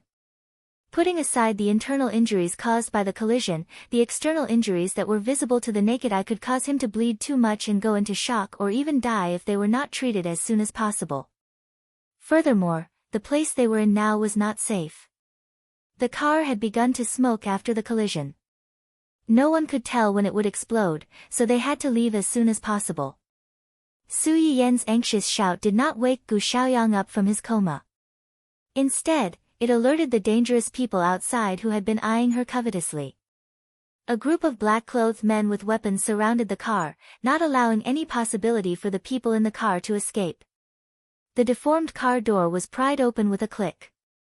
A dazzling light shone in, causing Su Yiyen to squint subconsciously. Then she saw a man walk out from behind the group of men in black. He called her gently and politely, "Miss Su." "You are." Su Yiyen felt that this man was a little familiar, but she could not remember where she had seen him before. "It doesn't matter who I am. What's important is that our boss wants to see Miss Su. He hopes that Miss Su will do him the honor." The man's tone was gentle when he said the first half of his words. Then he changed the topic and his tone became a little colder. "Of course, if Miss Su is unwilling to go with us, we don't mind taking some tough measures given the special circumstances." This was clearly a blatant threat. Su Yiyen pursed her lips. She was a little disgusted by the man's wording and felt that this man's tone was a little familiar. Su Yiyen pondered for a moment. Then an idea flashed through her mind. She quickly remembered who this man's tone was similar to and finally remembered where she had seen this man. When Do Tianyi personally came to the door that day, this man was also there. Su Yiyen's eyes were slightly cold. She said coldly, "Your boss." Do Tianyi. The man, Li Yu, didn't say yes or no. He just raised his hand and made an inviting gesture. "You'll know when you see our boss." Su Yiyen looked at him, and then looked at the men in black standing outside. "I can let you go, but I have a condition."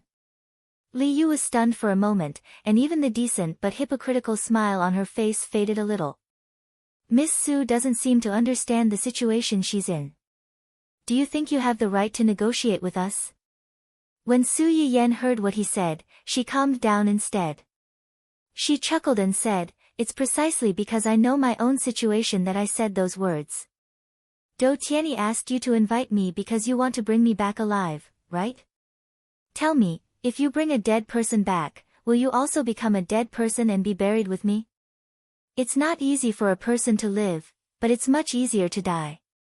Li Yu's face turned white. She wanted to refute, but she was choked and couldn't say a word for a long time. The two of them confronted each other for a few seconds. In the end, Li Yu was the first to admit defeat. "Miss Su, what conditions do you have? If you want to ask for help or send the child away, I advise you to give up." When Su Yiyen heard him mention the child, her heart trembled. The last bit of luck she had disappeared without a trace. This group of people had chosen to make their move today. Other than knowing their itinerary and making it easier for them to leave her behind, she was afraid that the child was also one of their targets. If she wanted to go around this group of people and send the child to a safe place, it wouldn't be that easy.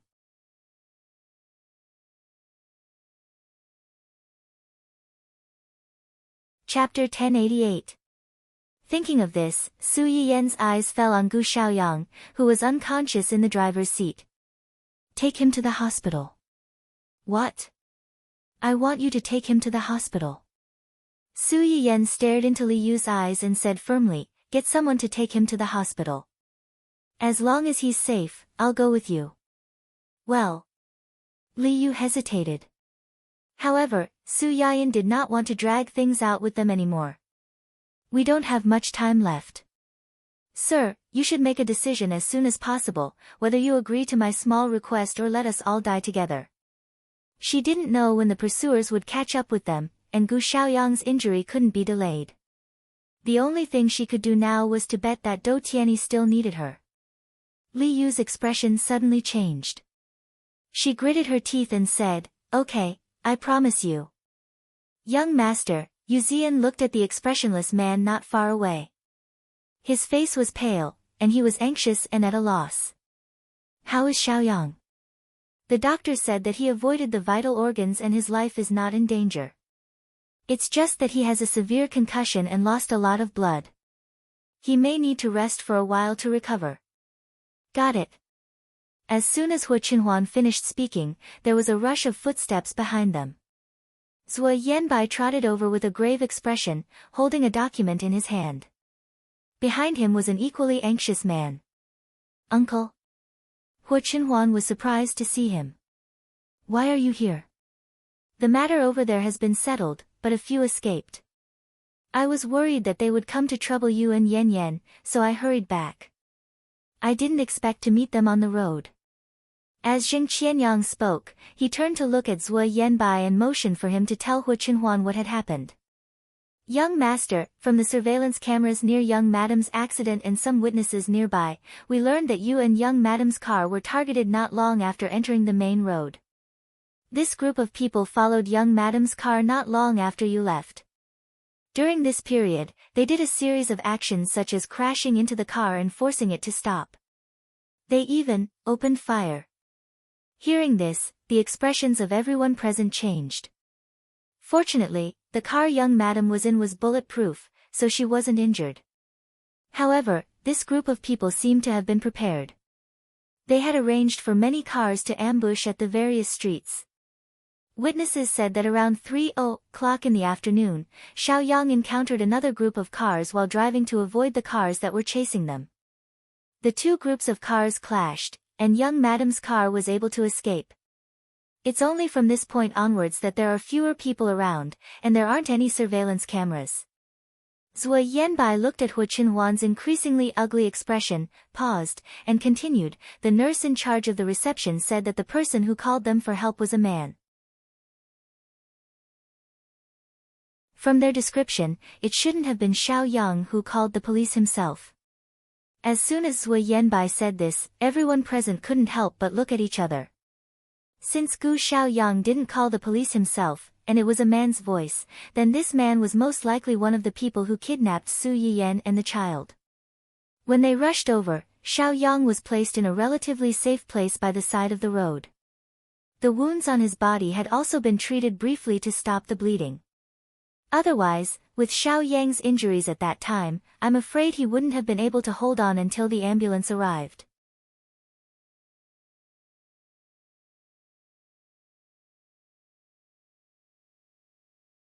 Chapter 1089. Zheng Qianyang frowned and asked, "Did Yan Yan treat his wounds?"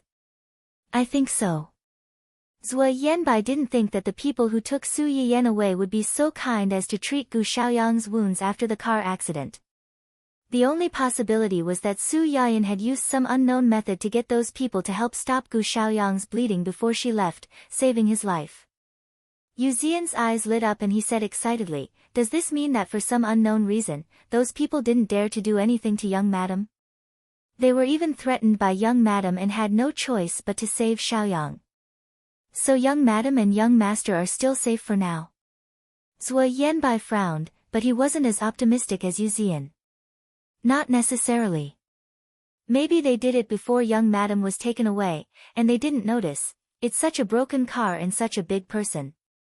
The people who took Yan Yan and the child away aren't blind. How could they not see it? If it were you, would you let the kidnapper live for no reason and then identify yourself? Yan Yan must have done something to save his life. Yan Yan and the child must be fine now." A slightly abrupt voice suddenly came from behind them. Although the tone of the voice was stern, it couldn't hide the worry and anxiety in it. They didn't know if the words were meant for them or for themselves. Hu Qinhuan looked at the person and called out in a low voice, "Brother." Hua Chenhuan didn't dare to tell the two elders about Su Yiyan because she was afraid that they would be agitated. She only told Su Yuxuan. Su Yuxuan snorted coldly and didn't look at him kindly. Two big people disappeared just like that. Is this how you protect them? Hua Chenhuan didn't speak with a sullen face. Zheng Qianyang couldn't bear to see his nephew being criticized at this time. He sighed and acted as a peacemaker. We'll talk about this later.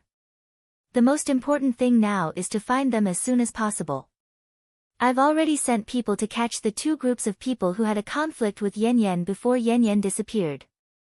These two groups of people chased after Yan Yan and the child before they disappeared. Even if they didn't take Yan Yan away, they still have something to do with this. Coincidentally, as soon as Zheng Qianyang finished speaking, the people he sent out called him. Zheng Qianyang picked up the phone and his eyes lit up. He looked up at the anxious people present and said excitedly, "They're caught. They're caught." Hua Chenhuan and the others were like ants on a hot pan. They were so anxious that they wanted to find her as soon as possible. The person they were worried about was being brought to a small, remote villa by Li Yu. This small villa looked a bit old and shabby from the outside. Vines entangled with moss clung to a large area of the outer wall. There were also a lot of weeds growing outside the courtyard. From afar, one would think that this was a rundown house that no one lived in and didn't regularly repair. But after entering the house, one would find that most of the things in the house were in good condition. There was basically no dust or stains to be seen. It wasn't clear if someone had lived here before and cleaned it regularly, or if it was specially cleaned because someone was coming. Li Yu put Su Yiyan and her child in the living room and asked someone to watch over them. Then, she went to the backyard. Not long after, Su Yiyan heard the familiar sound of a wheelchair being pushed. Su Yiyan frowned slightly. She shifted her gaze from the sleeping child in her arms to the source of the sound. But when she saw Dou Tianyi and the familiar figure behind him, her eyes widened in surprise.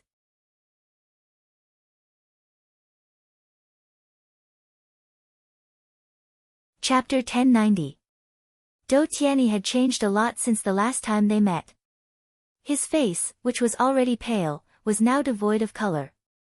He didn't look like a human, but more like a fake white sculpture in an exhibition hall.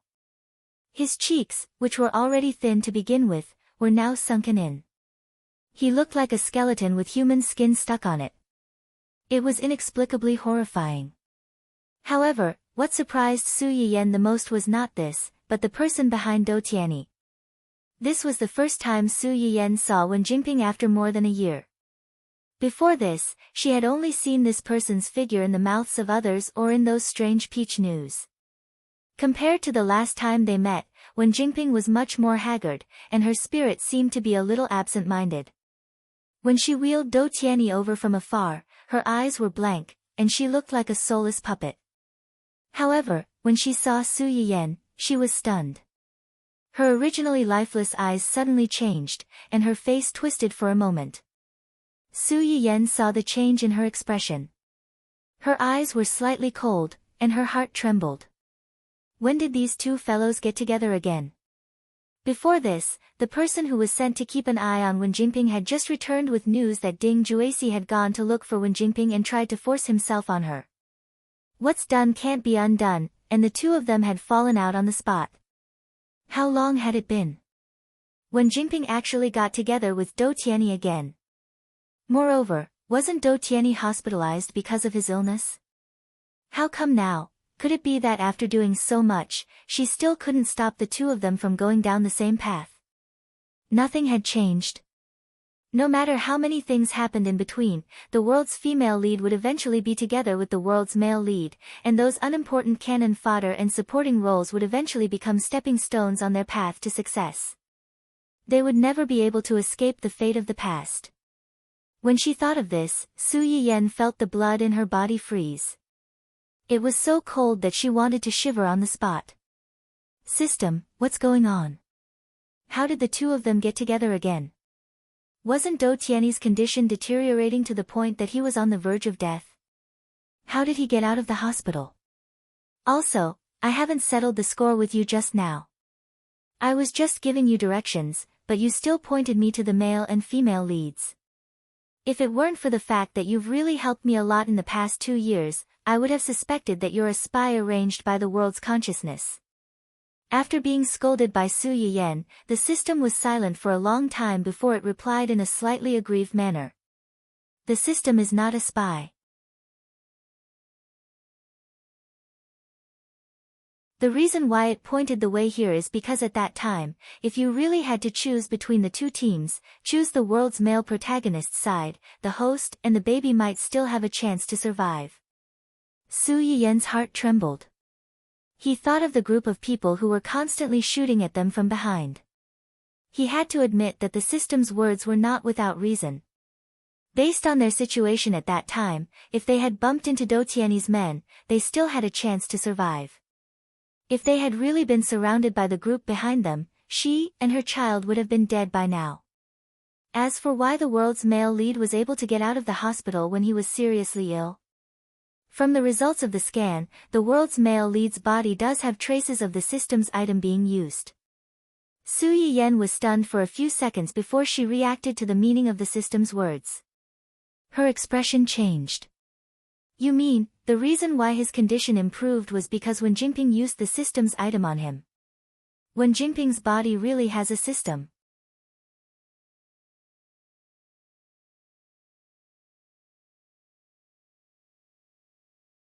Chapter 1091. Based on the data from the scan, that seems to be the case. Su Yiyen's eyes narrowed dangerously. Did it discover you? I don't think so. Su Yiyen raised an eyebrow. I don't think so. The tools that Wen Jingping used on Do Tianyi are low-level tools in all aspects. The traces are more obvious. Su Yiyen narrowed her eyes. So, you're just guessing. You're not sure if there's another system on her. Yes. What about it? Can it sense your presence? Don't worry about that. The system has its own high-end shielding function. As long as the host doesn't activate the permissions, Wen Jingping's system will definitely not discover the existence of the system. When 001 talked about this, he was a little proud of himself, just like a little kid who was asking for praise from his parents. Su Yiyen wasn't as optimistic as 001. She immediately grasped the main point of this topic. In other words, you can't do anything to it, and it can't do anything to you. Theoretically speaking, that's right. However, the system on the female lead should be an advanced system. The female lead's protagonist aura has already been snatched away by the host. The system on the female lead can't be upgraded. Relatively speaking, it's definitely weaker than the current system. Weaker than you? Su Yiyen raised the corners of her eyes. She looked at Wen Jingping with a hint of playfulness. Wen Jingping instinctively felt a chill run down her spine. Since it's weaker than you, then do you have the confidence to swallow it? System. Was it really that cruel? Although it was shocked, the system seriously considered Su Yiyen's suggestion. Theoretically speaking, it's possible, but, you don't have enough points. If you want to swallow a system with similar characteristics as yourself, you'll need a lot of favorability points. Currently, you're about 1/3 away. 1/3? Su Yiyen was shocked. Ever since Hu Chenhuan had completely recovered, the favorability points she earned from her live streams were mostly used to unlock skills and exchange for new medicinal herb seeds. She didn't spend much of it. She had accumulated almost 100 million points by now, but now she was told that she only had 2/3 of the points. She was still short of 1/3.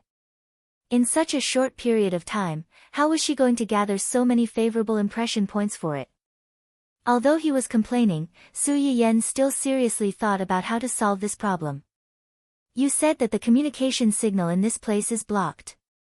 Even if there is a communication device, the signal can't be sent out. What about the network signal? Can you connect to the internet? Generally speaking, since communication signals were blocked, there was a high chance that the network signal would be blocked as well.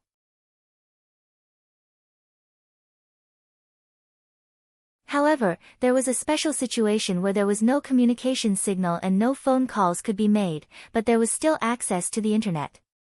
Su Yiyan wasn't sure if Do Tianyi's people would be so careless as to not take this into consideration. But as long as there was a tiny bit of hope, she wanted to take a gamble. Unexpectedly, the system didn't reply after a long period of silence like before.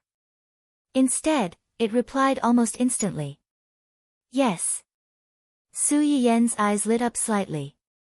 Then can you connect a virtual camera to my live stream account and help me open the live stream room? Su Yiyan's phone had slipped off when she was escaping from the men in black. She didn't know where it had slipped to.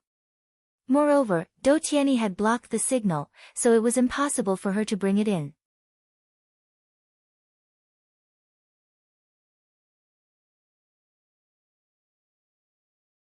Chapter 1092. At this point, she could only hope that the system would be a little more helpful. Host, are you going to start a live broadcast? Yes. Looking at the situation now. Host, are you not worried about exposing your identity? Su Yiyan subconsciously glanced at the two people who were about to reach her, and the emotions in her eyes were a little cold. It's not about whether I'm worried about exposing my identity. Even if I don't want to, there are people who want to force me to reveal my identity. Since that's the case, I might as well do it myself. At least I can take the initiative in my own hands. Understood. Connecting to the host's live broadcast room, please wait. When the system tried to connect to Su Yiyan's live broadcast room, when Jingping pushed Do Tianyi in front of her. Miss Su, long time no see. Do Tianyi's voice was very soft, but there was an inexplicable coldness in it that made people uncomfortable. Su Yiyan opened her mouth and was about to speak when she heard the system's angelic voice in her mind. Host's live broadcast room has been activated. Please take note. Host's live broadcast room has been activated. Please take note. Su Yiyan's eyes flashed, and the words that were about to come out of her mouth immediately changed. If it's possible, I really don't want to see Mr. Do. After all, I have to risk my life just to see him. Fortunately, no one died this time, but I can't say for sure the next time. The audience in Su Yiyan's live broadcast room had just entered the room when they heard this, and they were all a little confused. The host is starting a live broadcast? Another surprise attack. Fortunately, I'm quick-witted and waited 24 hours a day. Ha ha ha. But, is this the host's home? Why doesn't it look like a kitchen? It's obvious that it's not a kitchen. This should be the living room. The decor looks very high-end. Sure enough, no matter how the background changes, the host's image of a rich second-generation heir is still the same. Are all of you only focused on the decor of the background? Did no one notice that the faces of the people in the live broadcast room are all exposed? As soon as this comment floated by, a short blank space suddenly appeared in the comments that were floating by in the live stream. Exposed? That's right, it was time to show his face. One had to know that Su Yiyan had streamed so many times, but he had never let anyone show their faces in his stream. Even the helpers and friends who had mistakenly entered the live broadcast room had their faces censored. Over time, everyone had gotten used to Su Yiyan's rule of not showing her face. He had thought that he would never be able to see the streamer's face in this lifetime. Who would have thought that the streamer's face would not be covered during today's live broadcast? After a short period of silence, the bullet screen in the live broadcast room began to explode. Is this the host? Streamer? Where is the streamer? Which of these two women is the host? Why do I feel that the two women in the live broadcast room look so familiar? Could it be that the host's account was hacked?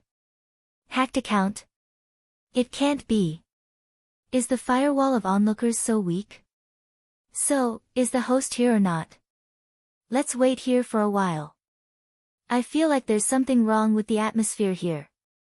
Something is wrong +1. Do Tianyi and the others had no idea that their every move had long been clearly captured by an invisible camera. There was nowhere to hide. Su Yiyan was not worried that they would find out. Although the system would occasionally screw up, it was still quite reliable at critical moments. Long before he connected her to the live broadcast room, he had already blocked the signal on the internet. The things that were originally used to guard against her had now backfired on him. Who knew how Do Tianyi would feel if he found out?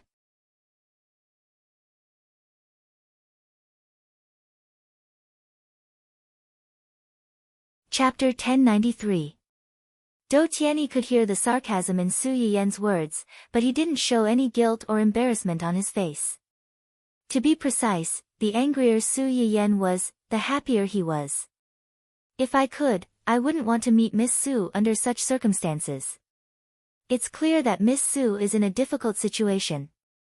Miss Su also saw my physical condition. In order to survive, I had no choice but to invite Miss Su over in a rude way. Su Yiyan sneered. It turns out that a group of people chased my car for half an hour. During that time, they shot at my car countless times. After that, they violently hit my car, causing it to be scrapped. The driver in the car was seriously injured and unconscious. They ignored my wishes and forcibly brought me here. In Mr. Do's eyes, all of this can only be considered rude. It's really an eye-opener for me. Not long ago, the audience had been noisily discussing the identities of Su Yiyan and the others, as well as whether the host was in the live broadcast room. When they heard this, they were all shocked. Chasing the car. Shooting. Seriously injured and unconscious. Forcibly bringing her here. Wasn't this kidnapping? Thinking of this, many of the audience gasped at the same time through their screens. At this moment, some of the audience also recognized Su Yiyan and Wen Jingping. Isn't the one on the left the previously popular entertainment company boss, President Su? The one on the right seems to be the mistress. Yes, I recognize her too. The woman on the right just acted in a drama not long ago. It was that lousy drama on Strawberry TV. It was axed before it finished airing and had a rushed ending. Now that you mention it, it seems to be true. It's really her. This person is too spoiled. Not only did she steal her fiancé, but she also seduced that Ding Juxi's married husband not long ago. He divorced and abandoned his wife and child. See XXX for details of the skinning post. F***CK, this person was actually a food host. Don't tell me, upstairs, stop thinking. Don't confuse this kind of spoiled brat with a streamer, okay? This person used to be a live streamer on Eater. Later, when she entered the entertainment industry, she was too arrogant. She courted death and caused trouble with the platform too much. The platform terminated her contract and directly blocked her live stream. However, you should still be able to find the footage of the previous screen recording. You can go and take a look. With her cooking skills, she's not even worthy of carrying shoes for our streamer. Don't try to scam her. Whether it was the kidnapping or the identities of the two people, they were all hot topics that could cause heated discussions. Therefore, even though they didn't get to watch the live stream that they had been longing for, the audience's discussion about this live stream continued to rise. Soon, it attracted the attention of many people. Hua Qinhuan was busy discussing with Zheng Qianyang how to identify the kidnapper and rescue Su Yiyan and her son. She should not have had time to pay attention to the outside world. However, ever since Su Yiyan's second live stream, he had set up an automatic reminder for Su Yiyan's live stream. Not long after Su Yiyan's live stream started, the familiar reminder sounded in time and attracted her attention. Hua Qinhuan didn't have time to think too much. He hurriedly opened the live stream and saw the person he had been longing for sitting in a slightly old villa hall. Opposite him were two people he couldn't be more familiar with. Qinhuan, what's wrong? Zheng Qianyang, who had been rushing out in a hurry, found that Hua Qinhuan had suddenly stopped and lagged behind. He turned to look at him in confusion. Hua Qinhuan looked away from the live stream with an extremely ugly expression. Yan Yan and the child have been found. You're tuning in to the Blissful Bookshelf YouTube channel. We're so grateful for your support, and don't forget to subscribe to join us on this incredible journey through captivating stories. Your generosity through donations truly makes a world of difference, as it's the primary source of revenue that allows me to expand and enhance this channel for you. Thank you from the bottom of my heart for being a part of this adventure.